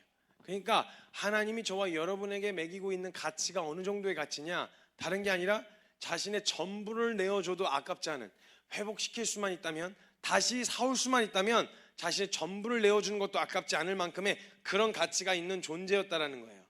이게 하나님이 보시는 마음이에요. 지금까지 창세 때 보시던 마음이나 지금이나 바뀌거나 변한 적이 없다는 거예요. 이게 하나님 마음이었어요. 우리가 스스로를 평가하고 스스로 인지하고 있는 자기 자신은 어떠냐는 거죠. 어떻게 가치를 매기고 계시냐는 거예요. 하나님은요 어떤 대가를 지불해서라도 회복시키고 싶은 존재로 보고 계셨다라는 거예요. 그러니까 하나님은 이 마음이 전혀 바뀌질 않았어요. 여러분은 예나 지금이나 범죄하기 전이나 후나 하나님에게 있어서는 전부를 걸 만한 가치가 있는 존재로, 일단 이게 정말 믿기가 어려운 지점이에요. 이게 사람들이 기독교가 원래 진짜 제대로 된 내용을 믿으려고 하면 제일 믿기 어려운 게 기독교예요. 왜냐면 한 번도 그런 사랑을 받아본 적이 없거든요. 근데 재밌는 게 뭐냐면 저와 여러분 안에 사랑이라고 하면 이래야지 라고 기대하고 있는 사랑은 교회를 다니는 사람이나 아닌 사람이나 상관없이 다 똑같이 성경에서 말한 사랑을 원해요. 조건 없이 사랑해 줬으면 좋겠고, 그래서 자꾸 물어보잖아요. 물어보는데 형제님들한테 막 자매님들이 나 사랑하냐고 물어보잖아요. 그럼 사랑하냐는 질문을 확인받고 싶은 거거든요. 그럼 형제들이 대답을 하겠죠. 사랑한다고. 그럼 거기서 끝내면 좋은데 왜 사랑하냐고 또 물어봐요. 왜 사랑하냐고. 그럼 왜 사랑하냐면 머리를 쥐었잖아요. 해서 결국 대답을 찾아가지고 예쁘니까? 뭐 이런 식으로 대답을 했다. 그럼 거기서 또 끝내면 되잖아요. 기분 좋게 끝내주면 되잖아요. 근데 거기서 또 한 번 나가서 그럼 나 안 이뻐지면? 나 안 이뻐지면 안 사랑하겠네. 뭐 이런 식으로 나와요. 또 어쩌라고 그러면.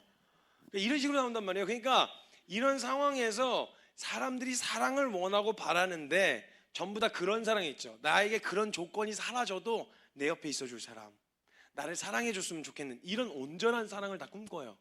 근데 살아보면 알지만 에이 그런 게 어딨어. 이런 이상에만 존재하는 사랑이라 생각한다고요. 제가 또 어떤 영상을 하나 봤는데 그 영상에서 어떤 백발의 할아버지가 공항에서 이렇게 꽃 한 송이를 뒤에다 이렇게 감추고 누구를 이렇게 애타게 기다리시는 거예요. 근데 문이 슉 하고 열렸는데 어떤 할머니가 이렇게 나오시는데 할아버지가 발을 동동동 하면서 꽃다발을 전해주더니 막 끌어안고 막 뽀뽀하는 이런 영상이 있었어요. 그러니까 그 영상을 보는데 벌써 아름답잖아요. 그 백발의 노인 두 분이 그 수십 년을 함께 살았을 텐데 그런데도 그런 애정과 그런 사랑의 눈으로 서로를 바라볼 수 있다는 진짜 저게 찐 사랑이다. 약간 이런 생각이 찾아들어온단 말이에요.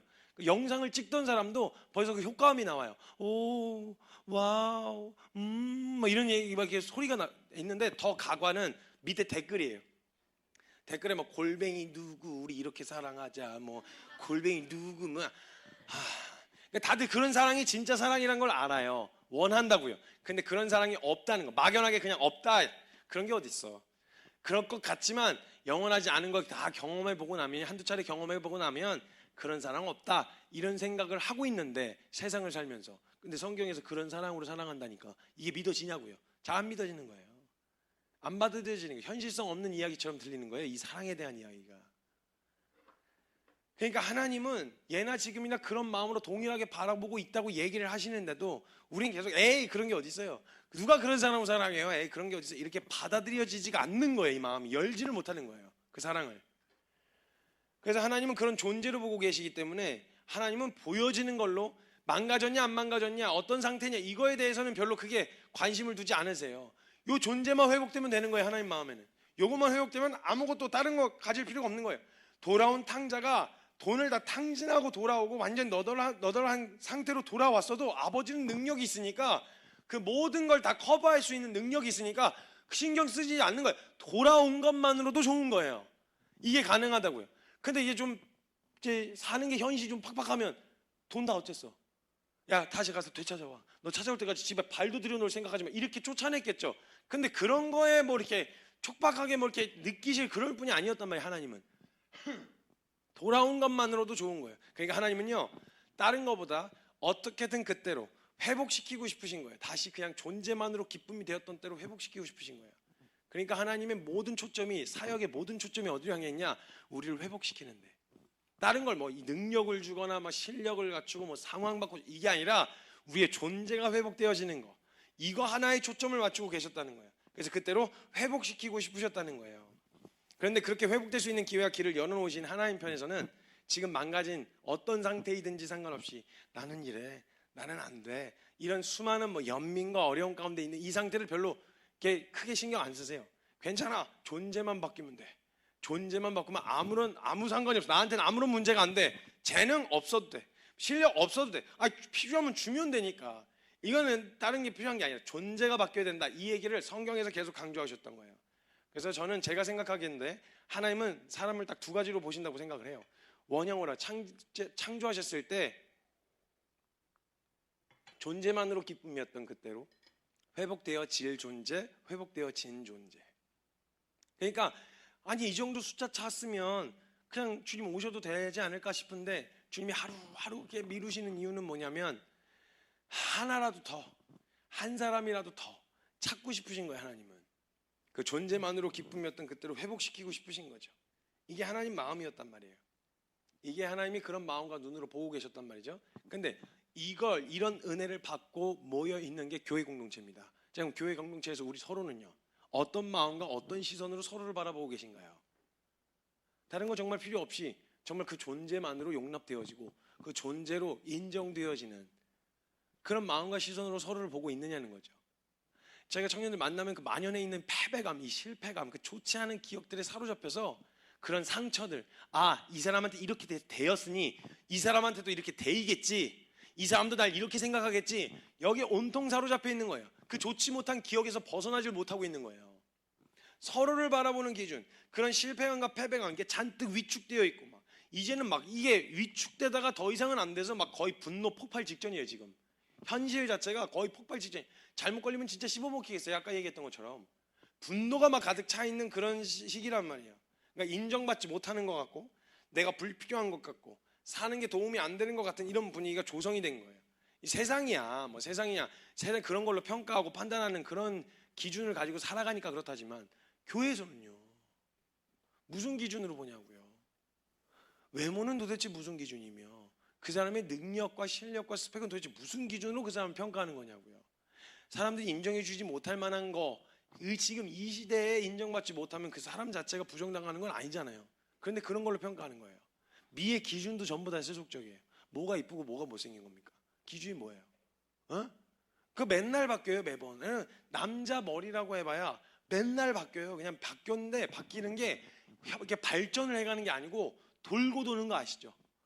머리 스타일이라고 해봐야 돌고, 여기 옆에 점점 잘랐다가 점점 길렀다가, 옆에 뒷머리 이렇게 길렀다가 점점 잘랐다가, 앞머리 좀 잘랐다가 앞머리 내렸다가 길렀다가, 이거 볶았다가 길렀, 이거 다예요? 그게 할 수 있는 게 그게 다예요. 남자 옷이라고 해봐야 점점 넓어졌다가 점점 좁아졌다가, 점점 길어졌다가 점점 짧아졌다가, 이게 다라고요. 티도 점점 좁아졌다가 점점 늘려졌다가, 길어졌다가 늘어졌다가, 이게 다예요. 자매들은 조금 더 할 수 있는 게 많죠. 그래, 치마 하나 더 입을 수 있는 거 차이긴 하지만, 치마 그래봐야 길어졌다가 짧아졌다, 넓어졌다, 좁아졌다. 머리도 그냥 거기서 어디까지 기를 건데, 바닥까지 기를 거예요? 아니잖아. 그래봐야 길이 그 정해져 있고, 하는 스타일들 뽑는 정도, 이거 거기서 거기에 계속 돌아요. 그거 돌고 돈단 말이에요. 패션이라고 해봐야 그거 돌고 도는 건데, 그걸 못 쫓아간다는, 그거 안 되면 자기가 도태당한 것 같은, 자기가 왠지 저기 하는 것 같은 이런 정서가 느껴진다고요. 그 외모에 대한 기준을 가지고 그렇게 이야기하는 건 웃긴 거예요. 눈은 얼마나 커야 큰 거고, 얼마나 작으면 작은 거예요. 기준이 뭐예요? 누가 정했어요 그거? 그게 각기 장단점이 있는 거예요. 그거 눈 크고 작은 게. 크면 이목구비가 뚜렷해 보이고, 그게 잘 질서정연하다 이런 생각이 들 수도 있겠지만, 그 눈이 너무 크면 이게 뭐가 많이 들어간다고요. 눈 알이 위험하다고. 그런 위험성이 있단 말이에요. 작으면 얘 자나 이런 생각이 들긴 하겠지만, 그 안에 있는 눈 알은 안전하다고요. 뭐가 들어갈 확률이 적어요.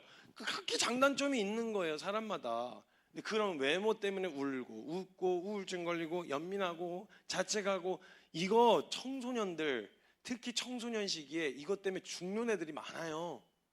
이 별것 아닌 것 같아 보이는 주제들 때문에, 옷 때문에 따돌림 당하다가 이래가지고 그것 때문에 죽는 애들 많아요. 청년 시기가 되면 또 달라져요. 또 이런 성인이 되고 나서 지나면 또 명품 백을 들어야 되냐느니, 아니면 차가 뭐냐느니, 이런 시계가 뭐냐느니, 이런 어줍지 않은 그 사람의 가치를 증명해 주는 것도 아닌데도 불구하고 그 어줍지 않은 그런 것들로 그 평가받고 평가하고, 그런 걸로 우울하고 위축되고 이렇게 되어진 것 자체가 너무 웃긴 거예요, 사실은. 아니, 하나님 나라의 가치를 모르면 모르겠는데 그걸 다 안다고 말하는 사람들이 그런 걸로 평가받고 평가하고 있는 게 진짜 웃긴 거라는 거죠. 말도 안 되는 거예요. 그리고 요즘에 자꾸 MBTI 가지고 사람들 평가하고 구분 짓는 거, 이거 여러분 그런 거 그것은 하나님이 사람을 창조했을 때 쌍둥이 맞아. 일란성 쌍둥이 맞아. 특징이 있고 다 다른 아름다움을 갖게 태어나게 하셨어요, 하나님이. 근데 그걸 갖다가 사람들 구분 지어갖고 너 MBTI가 뭐냐 물어가지고, 너 그럴 줄 알았어, 너 뭐지 그럴 줄 알았어, 이러고 그냥 사람들 평가하고. 저희 공동체에서 MBTI 잘못 얘기하면 혼나요. 아니, 사람 섬겨야 되는 사람들이 선입견 생기면 어떡할 거야 이래가지고 MBTI 함부로 못 하거든요. 근데 제가 이제 설교를 하러 다니면 제가 말을 워낙 이렇게 그냥 직설적으로 하다 보니까, 청소년 집회 갔다가 끝났는데 갑자기 애들이 오더니 성쌤 T예요? T예요? 이러는 거예요. T가 뭐냐? T예요? T예요? 이래. 그래서 그 뭐냐 그래서 이제 MBTI라고 하길래 뭐 하도 난리를 치길래 해봤어요. MBTI. 제가 MBTI를 해봤는데 그 비슷하긴 합디다. 그게 진리는 아니에요. 진리는 아니라고. 그러니까 그런 것들로 사람들 평가하고, 옛날에는 혈액형 갖고 그랬어요. 혈액형 갖고. 옛날 A형이 너 A형이지. A형 그럴 줄 알았어. 너 그럴 줄 알았어. 이래갖고 사람을 막 내등분하고 그런 거 하지 마세요, 여러분. 그거 아주 성경적이지 않은 거예요. 어디 사람은 하나님이 각기 독특한 70억, 80억이면 각 사람마다 독특한 아름다움이 있는데 그걸 갖다가 막 내등분을 해가지고 사람을 평가하고 그런 거 하지 마세요. 성경적이지 않은 거예요, 그거. 여러분, 제가 AB형이라서 이런 얘기 하는 거 아니에요. 그냥 하지 마세요. 그거 하지 마세요. 그러니까 이런 것들로 평가하고 평가받는 이런 분위기. 뭐 좀 내놓을 만한 거 가진 사람은 신앙 조건 아니고 떠나서 절절매는데, 뭐 별다른 거 없으면 당연히 부려먹는 사람처럼 이리 치이고 저리 치이고 무시받고 이런 분위기가 밖에서는 모르겠는데 교회 안에서도 이게 통용된다면 이거 얼마나 어처구니 없는 일입니까? 달라야죠, 당연히. 교회도 사람 사는 데인데요. 네, 사람 사는 데인데 하늘의 백성과 세속의 가치로 사는 사람들의 차별된, 구별된 모임이니까 달라야죠, 당연히. 보는 기준이. 근데 그런 걸로 이야기하고 표면적으로 드러난 그 사람이 갖고 있는 무엇으로 사람을 평가하고 판단하는, 이게 문제인 거예요.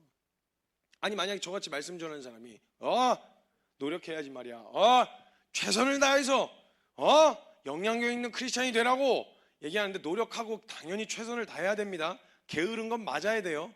그건 맞아야 되는 거야. 악한 거예요, 그건. 근데 아시겠지만 노력의 결과가, 노력이 항상 노력의 비중만큼 결과가 비례하는 게 아니잖아요. 노력한 만큼 결과가 비례하지 않는다고요. 때로는 노력한 것과는 다른 결과가 나오기도 해요. 애는 썼는데 어떤 거는 오래 물을 줘야 되는 일이어서 그게 바로 눈앞에 열매로 드러나지 않는 경우도 많다고요. 그럼 뭐 실패한 거예요? 아니잖아요. 근데 왜 실패한 것처럼 보고 왜 내가 실패했다고 스스로 느끼고 있냐고요. 그런 걸로 벌써 느끼게 되어지는 거예요. 그러니까 제가 만약에 막 세상에서 영향이 있는 크리스천이 되십시오 막 이렇게 얘기를 하면, 저도 청년 입장으로 그거 들어봤거든요. 어떤 정서 들리는지. 진짜 저 그냥 바닥을 기고 있을 때, 아니 한번 설교를 들으러가는데 제가 지금 20년대 사역을 하고 있는데요, 10년은 노가다만 했어요. 진짜 말 그대로 생노가. 한 11년 12년은 노가다만 했어요. 그냥 어디 가서 막 주차 봉사하고 뭐 화장실 청소하고 주방 밥하고. 그래서 저는요, 그게 사역을 했던 게 보통은 막 몇천 명 집회하면 맨날 주방팀 들어가고 밥하고 이런 게 제 주된 사역이었어요. 그래가지고 한 3, 4천 명 집회에 밥을 하려면요, 50인분짜리 솥 있잖아요. 주방에 보면 이렇게 50인분짜리 솥 큰 거, 그거 12개를 3번 돌려야 한 끼가 나왔어요. 그것도 나눠서 3,000명 밥을 해 먹으려면. 그럼 막 새벽에 일어나가지고 쌀 포대하고. 그래서 저는 이런 그릇만 보면 여기다 쌀 뜨면 몇 인분 나오겠다, 이게 그냥 견적이 나와요. 하도 그런 것만 해가지고. 그리고 저는 매년 화장실 청소 막 하고 이런 거 해가지고 진짜 웬만한 사람에게서 나올 수 있는 모든 모양의 종류의 그런 변을 다 봤어요, 제가. 그러니까 별로 이거에 대한 부분은 제가 하고 있는 일들이, 제가 했었던 일들이 뭐 주로 그런 일들이었단 말이에요. 그런 상황에서 완전히 피곤에 쪄들어가지고 저녁에 말씀이라도, 그 집회하고 있는데 말씀이라도 들으려고 꼬질꼬질한 채로 군복 바지나 이런 거 노가다 복장 입고 가서 뒷좌석에서 앉아서 듣는데 그런 내용의 이야기가 나왔다. 여러분, 세상에서 영향력 있는 크리스찬이 되셔야 합니다. 이러면서 하는 얘기가 뭐 요셉 얘기 나오고 뭐 이제 이러면요, 이 행색이 전혀 안 맞는 거죠. 뭐야, 그럼 나는 뭐야? 아침부터 저녁까지 내내 노가다만 하고 공자만 하는 나는 뭐요? 세상에서 영향력 있는 크리스찬이라고 하면은 나는 뭐요? 나는 어떻게 해야 된다는 거요? 그러니까 그게 너무 기준이 너무 세속적이라는 생각 안 해보셨냐고요. 세상에서 영향이 있는 크리스찬이 돼야죠. 근데 그 기준이 너무 세속적이라는 생각 안 해보죠. 아니, 죄다 요셉처럼 총리를 하면 누가 국민을 합니까? 국민도 있어야 총리를 할 거 아니야. 그럼 누군가는 국민이 있고 누군가는 총리가 될 수 있지. 근데 하나님이 보시기에 비중은 하나님이 있으라고 하신 자리에 있었으면 총리나 아니면 노가다를 하는 현장에 있는 사람이나 청소를 하는 사람이나 동일하게 하나님 보시기엔 같은 마음이다 이거예요.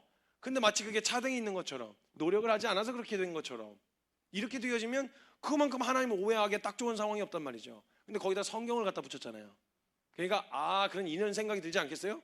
제가 말씀을 전할 때 그렇게 얘기를 해버리면 그렇구나, 하나님도 결국은 돈 많은 사람 좋아하시는구나, 하나님도 결국은 재능 있는 사람 쓰시는구나, 하나님도 결국은 뭐 성격 좋은 사람 쓰시는구나, 영향력 있는 사람 좋아하시는구나. 아니 뭐 연예인들 보세요. 연예인들 연예인들 보면요, 뭐 다른 거 필요 없어요. 그냥 시상식에 올라가고 모든 영광을 하나님께 올려드립니다. 이 한마디만 하면 그냥 모든 SNS에 다 돌아다니면서 막 크리스찬이었다고 그러면서 막 얼마나 영광이 돼요. 와, 나도 저런 사람이 교회 다니면 나도 교회 다니고 싶다, 막 이런 생각 들면 전도가 필요 없어요. 생긴 게 전도야. 그냥 생긴 게 전도라고. 이거 얼마나 억울하냐. 누구는 막 애를 쓰고 막 밥도 사줘야 되고 막 시끌고 다니면서 막 해야 되는데 걔는 그냥 교회만 가면 줄줄이 따라와. 피리 부는 사람처럼 줄줄이 따라. 이거 주님도 저런 사람 쓰시지. 주님도 저런 사람 좋아하시겠지. 영향력 있는 사람. 이런 생각 안 들겠냐고요. 이러니까 벌써 교회 안에서도 그런 패배의식, 그럼 벌써 실패감이 자리 잡고 있는 거예요. 정서적으로 깔려 있는 거예요. 노력 좋고 필요한 사람 되는 거 좋은데, 영향력 있는 사람도 되는 것도 다 좋은데, 그 기준이 너무 지나치게 세속적이다라는 생각을 지울 수가 없어요. 결국 그런 사람 되라는 거잖아요. 네, 될 수 있으면 되면 되죠. 주님이 시키셔서 허락하시면. 근데 아니어도 상관없는 거예요. 하나님께 영광을 올려드리는 건 꼭 시상식에서 트로피 들고 있어야만 되는 게 아니에요. 하나님이 있으라고 하신 자리에서 쓰레기 봉투 들고 다니면서 정리하면서 청소하고 노가당 복장으로 있어도 모든 영광 하나님께 올려드립니다. 그러면 주님이 가장 큰 영광 받으시는 거예요. 있으란 자리에서 순종한 거니까. 근데 사람들은 다 아름다운 예쁜 드레스 입고 시상식에서 꽃다발 들고 서 있는 그런 모습으로 하나님께 영광을 돌려드리고 싶은 거죠. 그런 사람이 되지 못하면 내 인생이 망한 것처럼, 망쳐버린 것처럼 그런 생각을 자꾸 갖게 되어진다는 거예요. 그런 교회마저 만약 그런 식으로 얘기를 하게 되어지면 하나님에 대한 인식이 자꾸 그렇게 생긴단 말이에요. 하나님도 그런 사람 좋아하시겠지. 왜냐면 제가 그런 오해가 쌓여 있었거든요. 결국 그렇게 막 복음에 대해서 이야기하고 은혜에 대해서 이야기하는데도 결국은 일 잘하는 사람이지, 결국은 뭔가 있어야 쓰지, 쓰임받지, 뭐 이런 생각이 들게 된다니까. 저도 그랬어요. 제가 한참 그것 때문에 힘들었었어요. 말씀드렸던 것처럼 제가 주로 한 사역은 노가다뿐이었다고요. 제가 17살 때 선교사로 헌신했으니까 뭘 가지고 들어가서 뭐 할 만한, 쓰임 받을 만한 뭐가가 있었겠어요? 음악을 제대로 한 것도 아니야. 아니면 뭐 컴퓨터를 잘 다룰 줄 있는 것도 아니고, 그렇다고 무슨 노가다를 제대로 하는 것도 아니고, 중장비 자격증이 있는 것도 아니고, 운전면허도 없어. 남자 사역하는데 운전면허 없으면 진짜 민폐예요. 정말 민폐예요. 사역을 하는데 도움을 요청하면서 다녀야 돼요. 일종 보통 운전면허증도 없어. 자격증 중에 17살 때 선교사로 헌신했으니까 할 수 있는 게 정말 아무것도 없는 거예요. 제가 그래봐야 제가 할 수 있는 게 뭐 청소, 주방에 들어가서 일하고 이런 거밖에 없는 거죠. 몸 힘쓰고 이러는 거. 근데 한참 제가 매냥 노가다만 하다가 어느 날 팀을 한번 배정을 받았는데, 그 팀이 그 3, 4천 명 그 집회를 주관하는 팀이었어요.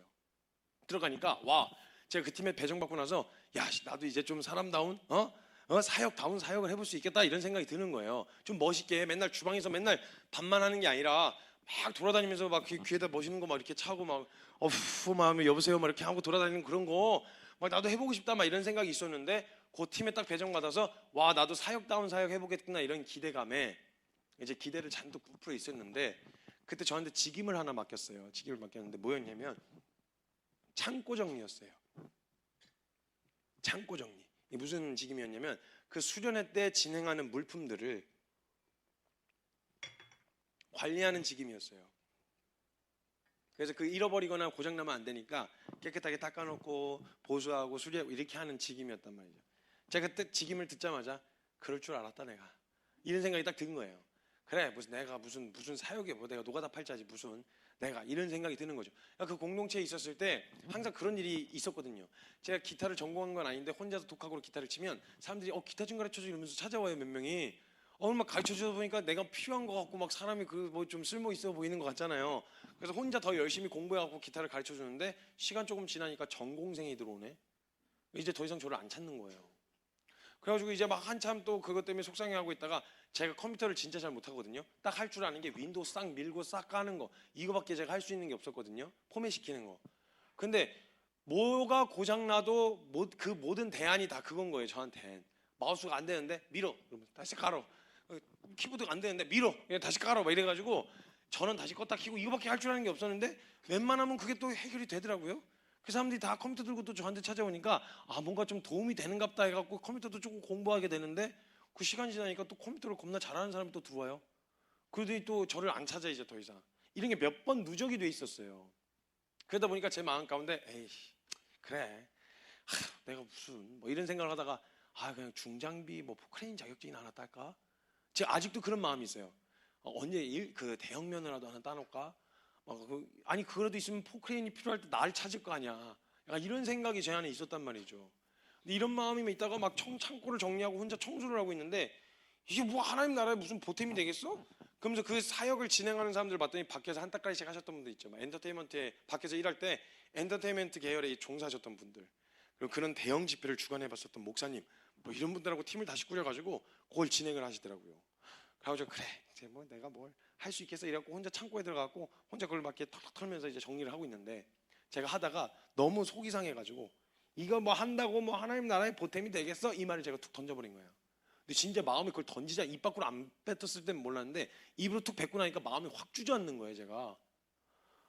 그랬더니 마음이 축제해갖고 이거 도저히 하기 싫은 거예요. 이거 안 되겠다 해갖고 제가 기도실로 또 기어 들어갔죠. 기도실로 기어 들어가고 거기 이제 찬양지, 요즘에는 이렇게 다 태블릿으로 하지만 핸드폰이나 이런 걸로 하지만 옛날엔 이제 그 찬양집이 있었어요. 아시나 모르겠는데 많은 물소리, 뭐 찬미예수 이런 찬양집이 있었거든요. 저는 또 약간 기도원파예요. 그래서 저는 이렇게 요즘 찬양들 이렇게 약간 감미롭고 약간 가사가 간드러지는 가사 별로 안 좋아하고요. 약간 이렇게 직설적이고 직관적인 표현을 굉장히 좋아해요. 복음성가, 옛날 기도원 그 복음성가, 뭐 반드시 내가 너를 축복하리라, 뭐 이런 찬양들 있잖아요. 그 불 속이라도 들어가서 물 속이라도 들어가서 뭐 이런 걸 이제 보통 좋아해서 그 찬양집을 많이 봤었는데 이게 상태가 별로 안 좋아가지고 이렇게 혼자서 착착착착 하면서 넘기고 있었는데 딱 찬양을 넘기다가 그 찬양 중에 무화과 나뭇잎이 바르고라는 찬양이 있는 거예요. 아실 거예요 아마 유명한 찬양이니까. 그 가사가 이 하박국 선지자가 무화과 나뭇잎이 마르고 포도나무 열매가 없고 감람나무 소출도 없고 아무것도 없어도 난 여호와로 인하여 즐거워합니다. 뭐 이런 고백이에요. 근데 제가 상태가 상태인지라 이게 곱게 안 보이는 거예요 가사가. 이게 다 뭐 자꾸 없대. 자꾸 뭐가 이렇게 자꾸 없다고 놀리는 것 같은 거예요 저한테. 그리고 뭐 이것도 없고 저것도 없고 뭐 가진 거 쥐뿔도 없고 막 이렇게 놀리는 것 같은 거예요. 그 승질 나가지고 진짜 뭐 아무것도 없네요. 제가 주님한테 막 해드릴 수 있는 게 아무것도 없네요. 막 이런 생각 말을 툭툭 뱉고 있었어요. 근데 제가 그 후렴구를 부르는데 그 후렴구에 가사를 제가 이렇게 읊는 거예요. 그래 하나님 제가 이것도 없고 저것도 없고 아무것도 없는데 제가 지금 고작 하나님 앞에 해드릴 수 있는 거라고는 제가 주님으로 인하여 즐거워하는 것밖에 제가 해드릴 수 있는 게 없네요. 그래서 그 찬양이 원래 그 되게 출상받게 불러야 되는 찬양이거든요. 무화과 나뭇잎이 마르고 그걸 혼자서 펑펑 기도실에서 혼자서 울면서 불렀어요. 무하고 막 펑펑. 제가 이거 얘기하고 다닌 지 얼마 안 됐는데 그거 혼자 제 마음에 어떤 마음이 있었냐면 제가 주님한테 드릴 게 진짜 없으니까 제가 다른 건 모르겠는데 같이 있으면 이렇게 사람들 많이 웃기고 다녔거든요.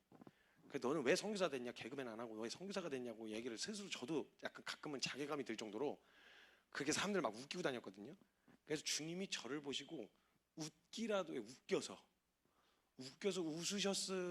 웃으시기라도 했으면 좋겠다 그래가지고 제가 혼자 일어나가지고 기도실에서 울면서 펑펑 그 초상 맞은 노래를 그 율동까지 하면서 혼자 불렀어요. 무하고 울고 화하고 울고 가하고 그래서 혼자 막 율동을 하는데 그 미친놈처럼 보이지 않았겠어요 밖에서 봤으면. 근데 저는 제 마음에 그런 마음이 있었어요. 하나님의 웃겨드리고라도 싶다. 드릴 건 없는데 해드릴 수 있는 게 아무것도 없는데 날 보면서 웃기라도 하셨으면 좋겠다 이런 마음. 야, 그러면서 혼자 펑펑 울면서 불렀어요 그걸. 여러분 생각해 보세요. 어떤 사람이 맛있는 음식을 차려놨어요. 그 음식을 차려놨는데 그 음식을 먹고 먹은 사람에게서 뭔가를 떨어질 걸 기대하고 있으면 뭐 하는 사람이에요? 장사하는 사람이죠. 근데 맛있는 걸 차려놨어요. 맛있는 걸 차려놓고 먹는 것만 봐도 너무 이뻐. 잘 먹으면 너무 이뻐. 더 달라 그러면 너무 이뻐. 이런 마음으로 바라볼 수 있는 관계가 있다면 부모와 자식 관계 아니겠어요? 하나님이 그러셨거든요. 나는 삭군 목자가 아니라고. 하나님이 그렇게 자신의 전부를 내어주신 다음에 하나님이 얻어가신 건 뭐예요 도대체? 없어요. 여러분이 뭘 얻을 걸 기대하고 하셨던 게 없어요. 그냥 하나님은 딱 하나, 여러분 존재만 회복되면 되는 거예요. 다른 거 필요 없다고. 다른 거 아무것도 신경 쓰지 말라고. 뭐 없어 괜찮아 내가 다 갖고 있어. 뭐 안 갖고 왔어 괜찮아 내가 다 갖고 있다고. 잘 몰라 괜찮아 내가 다 알아. 이런 마음으로 그냥 주님은 보고 싶으셨던 거예요. 부르고 그냥 존재 자체만 회복되면 그걸로 충분하셨던 거예요. 제 마음 가운데 이렇게 묵혀 있었던 이런 오해들이 마음이 풀어지고 방향이 확 바뀌게 되어진 계기가 있었어요. 그 얘기만 하고 마무리하려고 하는데 제 이름이 김성교잖아요. 이름이 본명이에요. 가명이 아니고 지난번에도 말씀드렸지만 가명이 아니고 본명이에요. 이름을 이따구로 지어놓은 거 보니까 집안분이 짐작가시죠? 아주 유별나신 부모님 밑에 자랐어요. 저는요 특히 저희 이제 아버지 같은 경우는 저희 어머니는 제가 막내다 늦둥이여갖고 우리 아들 이런 걸 많이 해주셨는데 아버지는 그렇게 어머니가 저를 대하시는 걸 끔찍하게도 싫어하셨어요. 그래가지고 이게 잘못하면 이게 교만해진다, 버린다 이래가지고 칭찬이란 걸 제가 받아본 적이 없어요. 칭찬이란 걸. 근데 칭찬을 해주시지 않았는데 한 번은 제가 이제 17살 때 선교사 헌신했잖아요. 18살 때 처음으로 강의라는 걸 한번 해봤거든요. 근데 강의를 하고 나서 저 아직 안 끝났는데 자, 제가 기도하자고 할게요. 제가 기도하자고 할게요. 그 18살 때 처음으로 강의를 하러 갔는데 강의를 하러 간 곳이 그 소년원의 송치되기로 결정한 애들 마지막으로 들어가기 전에 전도 집회처럼 뭘 하나 허락을 받아갖고 거기 저기서 뭐 교화소 어디인가 뭐 거기서 그걸 이제 그 시간을 갔는데 저를 땜빵으로 강사로 부른 거예요. 청소년이라는데 사역자니까 한번 불러서 해보자 이래갖고 저를 부른 거예요. 그런 중요한 정보는 미리 알려줬어야지 그걸 몰랐죠. 그래서 갔어요. 갔는데 애들 분위기가 심상치 않은 거예요. 근데 뭐 어떻게 전 준비한 대로 해야죠. 그래서 가자마자 안녕하세요. 여러분들은 죄인이십니다. 뭐 이게 이제 복음을 전해야 되니까 그냥 했어요.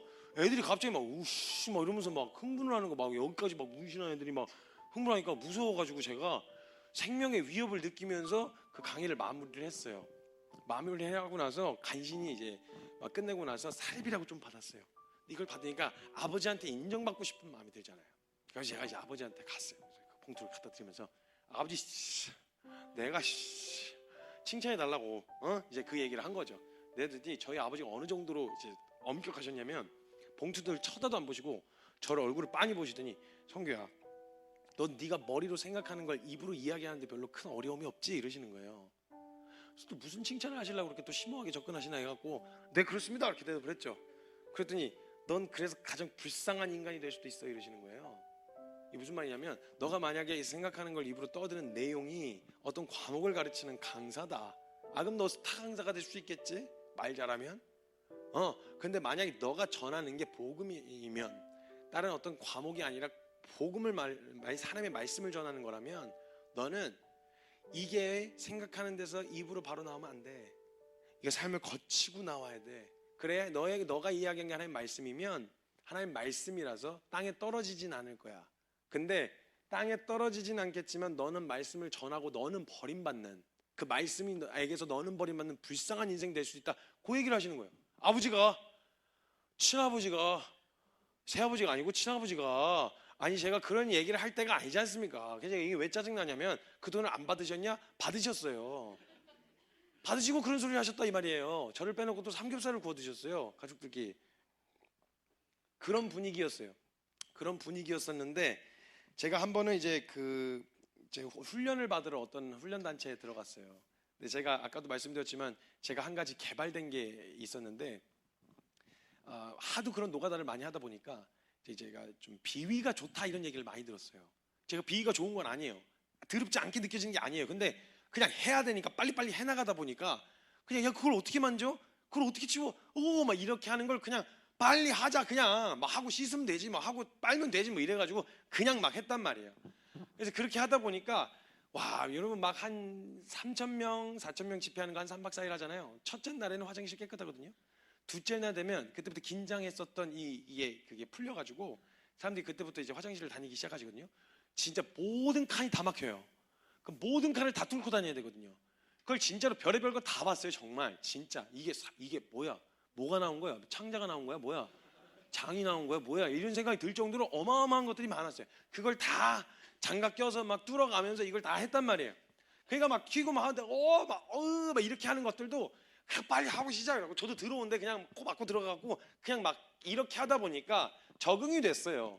그래서 웬만한 그런 것들을 보면 이렇게 치우고 하는데 별로 큰 문제가 없는데 이런 게 뭐 군대나 훈련 받을 때 군대에 있을 때랑 어느 단체에 훈련 받을 때 이 되게 빛을 발하는 거예요. 사람들이 되게 빨리빨리 하니까. 근데 그런 상황이었는데 제가 딱 한 번 아버지로부터 칭찬을 말로 들은 건 아닌데 표정으로 되게 뿌듯해하고 흐뭇해하고 계시는구나 이런 걸 느꼈을 때가 있었는데 언제였냐면 제가 어떤 단체에 들어가서 훈련을 받고 있었는데 거기에 그 아버지께서 그 강사로 오신 거예요. 제가 훈련 받는 곳에. 근데 제가 그때 이제 아버지라 할 수가 없는 상황이었거든요. 그래서 이렇게 슬금슬금 피해 다니고 있었는데 그때 고장에서 이제 첫 번째 강의를 마치고 중간에 쉬는 시간이 있었는데 그때 저 다 각기 맡아서 청소를 하고 있었어요. 청소를. 그래서 청소를 하고 있는데 제 구역을 마치고 화장실 가려고 했는데 화장실 앞에 다 웅성웅성 서 있는 거예요. 그래서 왜 그러냐, 왜 빨리 마무리하고 쉬어야 되는데 왜 이러고 있냐 그랬더니 화장실 그 정화조가 역류를 했다는 거예요. 그래서 모든 변기로 이렇게 다 뭐가 쏟아져 나온 거예요. 일주일치 식단이 다 흘러나온 거죠. 그러니까 완전히 흉악한 상태일 거 아니에요. 저는 뒤에서 안 보였어요. 그래서 제가 근데 왜 청소를 안 하고 그러고 있냐 그랬더니 지금 이걸 다 떠서 버려야 되니까 물을 뿌려서 흘려보낼 수가 없잖아요. 막 넘친 거니까 이걸 다 떠서 밖으로 버려야 된다는 거예요. 그래서 고무장갑 사러 갔다는 거예요. 고무장갑 언제 또 사올 때까지 기다리냐, 그냥 빨리 하고 가자, 나와보라고 해서 제가 거기서 상태를 안 본 상태로 제가 주방에 가가지고 위생장갑 2장을 뽑아가지고 나와라 빨리 하게 나와라 해서 위생장갑 2개를 꼈는데 맨 앞에 계시던 분이 저를 딱 잡더라고요. 저를. 성규야 진짜 심각해. 근데 제가 그 말을 들을 때 말을 들었어야 되는데 그래봐야 사람 거 아니냐, 그래봐야 여기 있던 게 나온 거냐 아니면 여기 들어가 있냐 그 차이 아니냐, 우리가 죄다 똥통 아닙니까? 담고 있느냐 아니면 밖으로 나왔냐 그 차이뿐인데 나와라 이러면서 딱 들어갔는데 제가 지금까지 전 인생을 통틀어 가장 흉악한 상태를 본 거예요. 어떻게 남자가 칼을 뽑았는데 뭐라도 찔러야지. 그래서 이제 청소를 하기 시작했죠. 그걸 이제 다 떠서 버리는데 흘러나온 것들을 정리를 하기 시작하는데 그걸 걸레 같은 걸로 이렇게 쭉 모아가지고 거기다 쓰레받기에 담아갖고 이제 밖에다 버리고 이렇게 하는 동안에 이제 이게 턱턱 하니까 이게 튀잖아요. 안 묻을 수가 없죠. 오물들이 튀기 시작했고 그 위생장갑이 이렇게 튼튼하지가 않습니다. 뭐에 뜯어졌는지 스며 들어간 거예요. 그 장갑 사이로 이렇게 속 안으로. 그래서 무슨 봉숭아 물들이는 것처럼 이렇게 대롱대롱 그 안에 내용물이 저 이것 때문에 일주일 거의 반 강제 금식을 했어요. 어떤 반찬을 집어도 다 그 냄새가 안 빠지는 거예요. 이 냄새가. 콩나물 집었는데 이게 근데 뒤에서 자꾸 사람들이 성규야 괜찮니? 성규야 괜찮니? 막 이러니까 그것 때문에 토할 것 같으니까 가라 빨리, 나 진짜 속 올라올 것 같다 가라 이랬는데 저 혼자 그걸 막 치우면서 똥칠갑을 하고 있었단 말이에요. 똥칠갑을 하고 있었는데 사람들이 알겠어 갈게 이러면서 지나가는데 저희 아버지가 사람들이 웅성웅성 모여있으니까 거기 이렇게 지나쳐 가시다가 제가 혼자 들어가서 그 똥 치우고 있는 걸 보신 거예요. 똥 치우고 있는데 눈이 딱 마주쳐갖고 제가 아버지한테 인사를 이렇게 꾸벅했어요. 인사하고 이제 다음 칸으로 넘어가려고 그러는데 진짜 전 태어나서 생전 본 적 없는 표정으로 저를 보시는 거예요. 진짜로 흐뭇 뿌듯 이런 표정으로 저를 쳐다보고 계시는 거예요. 전 도대체가 이게 이해가 안 되는 거예요. 아니 내가 강의를 했을 때만 해도 막 그 인상을 쓰시면서 막 너 그러다 버림받는 불쌍한 인생 될 수도 있어 막 이렇게 하시던 분이 똥 치우고 있는데 그 뭐가 이렇게 흐뭇한지 이렇게 흐뭇 이렇게 바라보고 계시는 거예요. 그래서 제가 치우다가 이해가 안 되는 거예요. 아니 뭐 이거 어디 가서 자랑이나 하겠나 이거? 아니 보통 자랑하려고 그러면 하나님의 은혜로 우리 아들이 그런 녀석이 아닌데 그 회사에 거기 그냥 붙어버렸지 뭡니까? 하나님의 은혜로 그냥 글쎄 우리 아들이 그런 녀석이 아닌데 거기 학교에 그냥 붙어버렸지 뭡니까? 뭐 이런 건 자랑할 만한데 어디 가서 이거 뭐 자랑이나 하겠습니까? 우리 아들이 맨손으로 똥을 치우고 있더라고. 뭐 이걸 어디 가서 자랑이나 하겠냐고요. 그러니까 이게 도대체 이게 무슨 표정인가 이게 이해가 잘 안 되고 싱숭생숭한 마음을 가지고 제가 또 기도실로 기어 들어갔어요. 기도실을 기어 들어갔는데 원래 거기가 이게 단체로 이제 기도실을 사용하는 거였는데 제가 거의 한 3일 동안 저 혼자 썼어요. 저만 들어가면 다 나오더라고요. 들어가서 이제 기도하려고 앉아서 옆에 사람 이렇게 옆으로 조금 밀어내고 이제 앉으면 갑자기 주여 그러더니 막 사람들이 갑자기 보니까 없어, 나 혼자야. 한 3일 정도로 혼자 이제 기도실을 이제 저 혼자 개인 기도실로 썼죠. 저만 들어가면 나오더라고요 사람들이. 기도를 할 때 그때 첫날 기도를 하는데 그때 하나님 말씀을 보면서 성경을 통해서 저에게 해주셨던 말씀이 제 삶의 방향을 이렇게 바꾸는데 굉장히 큰 도움이 됐었어요. 그때 해주셨던 말씀을 제가 해드릴 건데 제 이름을 놓고 이야기하는데 제 이름에다 여러분 이름 넣고 들으시면 돼요. 성경을 보는데 지금 저한테 이렇게 물으시는 거예요. 성규야, 내가 만약에 일을 잘하는 사람이 필요했어? 그럼 난 일 잘하는 사람 불러다 쓰면 돼. 사람들 중에서 일 잘하는 사람 추려가지고. 근데 빵꾸가 났네? 그럼 나는 그 자리 다른 사람으로 얼마든 채워서 메꿀 수 있어. 더 일 잘하는 사람으로. 그치? 성규야, 만약 내가 노래 잘하는 사람이 필요했어? 그럼 난 노래 잘하는 사람 테스트 해가지고 오디션 봐가지고 노래 잘하는 사람 뽑으면 돼. 근데 그 사람이 빵꾸가 났네? 그럼 난 또 다른 노래 잘하는 사람으로 그 자리 메꿀 수 있어. 그치? 근데 성규야, 너는 나에게 있어서 너는 다 다른 걸로 대체할 만한 대안이 없어, 너는. 그래서 나는 너가 아니면 안 돼. 난 너여야만 해. 너 말고 다른 능력 있는 사람, 실력 있는 사람으로 너 자리를 채울래야 채울 수가 없어. 난 너가 아니면 안 돼. 그래서 나는 네가 나한테 해주는 거 너무 고마운데 난 그게 필요한 게 아니라 난 너가 필요해. 이 말씀이 성경에요. 그 양 100마리를 키우던 목자 이야기로 나와 있어요. 목자 양이 100마리를 키우던 목자가 있었어요. 한 마리를 잃어버렸어요. 잃어버렸는데 그 한 마리 그거 100마리 중에 한 마리 아니에요? 100마리 중에 한 마리잖아요. 새끼들이 그 양 애들이 있다가 얼른 새끼 치면 그 자리에 얼마든지 메꿀 수 있죠. 그리고 그 정도 키울 수 있는 능력이면 한 마리 정도는 얼마든지 사서 채울 수 있거든요. 근데 그 목자의 마음에 그 잃어버린 양 한 마리는 100마리 중에 한 마리가 아니었어요. 그 양만의 가치가 있어서 그 양이 아니고선 더 건강한 양을 갖다 놔도 안 돼. 더 많은 양을 갖다 놔도 안 돼. 그 양이어야만 해. 꼭 그 양이 아니면 안 되는 거예요. 그러니까 99마리를 들여다 놓고 그 한 마리 찾으려고 목자가 한참 찾아 나서는 거예요. 찾고 또 찾고 또 찾지 않겠느냐. 그 한 마리. 기억하세요, 여러분. 여러분은 일꾼 중에 한 사람 80억 분의 1이 아니에요. 저와 여러분은요, 여러분 하나만 구하기 위해서라도 아들 예수 보내셨을 분이 하나님 마음이라고. 그게 하나님 마음이에요. 여러분이어야만 해요. 당신이어야만 한다고. 당신이 뭘 해서가 아니라 당신이 뭔가 증명했기 때문이 아니라 당신이어야만 하는 건 하나님 마음이 그렇다고. 그거 어떡할 거야? 어떻게 할 거야? 하나님이 그렇다는데. 다른 게 필요 없대요. 다른 거 다 상관없으니까 난 너만 있으면 돼. 나머지는 내가 다 갖고 있으니까 걱정하지 마. 난 너만 있으면 돼. 이게 하나님 아버지 마음이었어요. 이 마음을 오해하지 않고 받는 방법 딱 하나예요. 여러분 마음을 여셔야 돼요. 여러분 세상 살아오는 동안 너무 많이 치여가지고 사람들의 말, 인정, 평가, 평판 나도 그렇게 평가받고 나도 그렇게 평가해오다고 그렇게 살아오다 보니까 이걸 받기가 어려워요. 에이 누가 날 그렇게 사랑해 주겠어? 에이 누가 날 그렇게 바라봐 주겠어? 다 원하는 게 있는 거야. 다 기대하는 게 있는 거라고. 누가 날 그렇게 받아줘? 이걸 받지를 못하고 있는 거예요. 실제로 그 얘기를 듣고 늘 거기에 노출되어 살면서도 이 뭘 받지를 못하고 있는 거예요.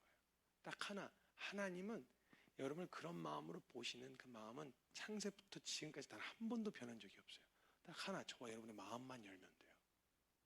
오늘 그 마음을 좀 여는 시간이 되셨으면 좋겠어요. 하나님 앞에서.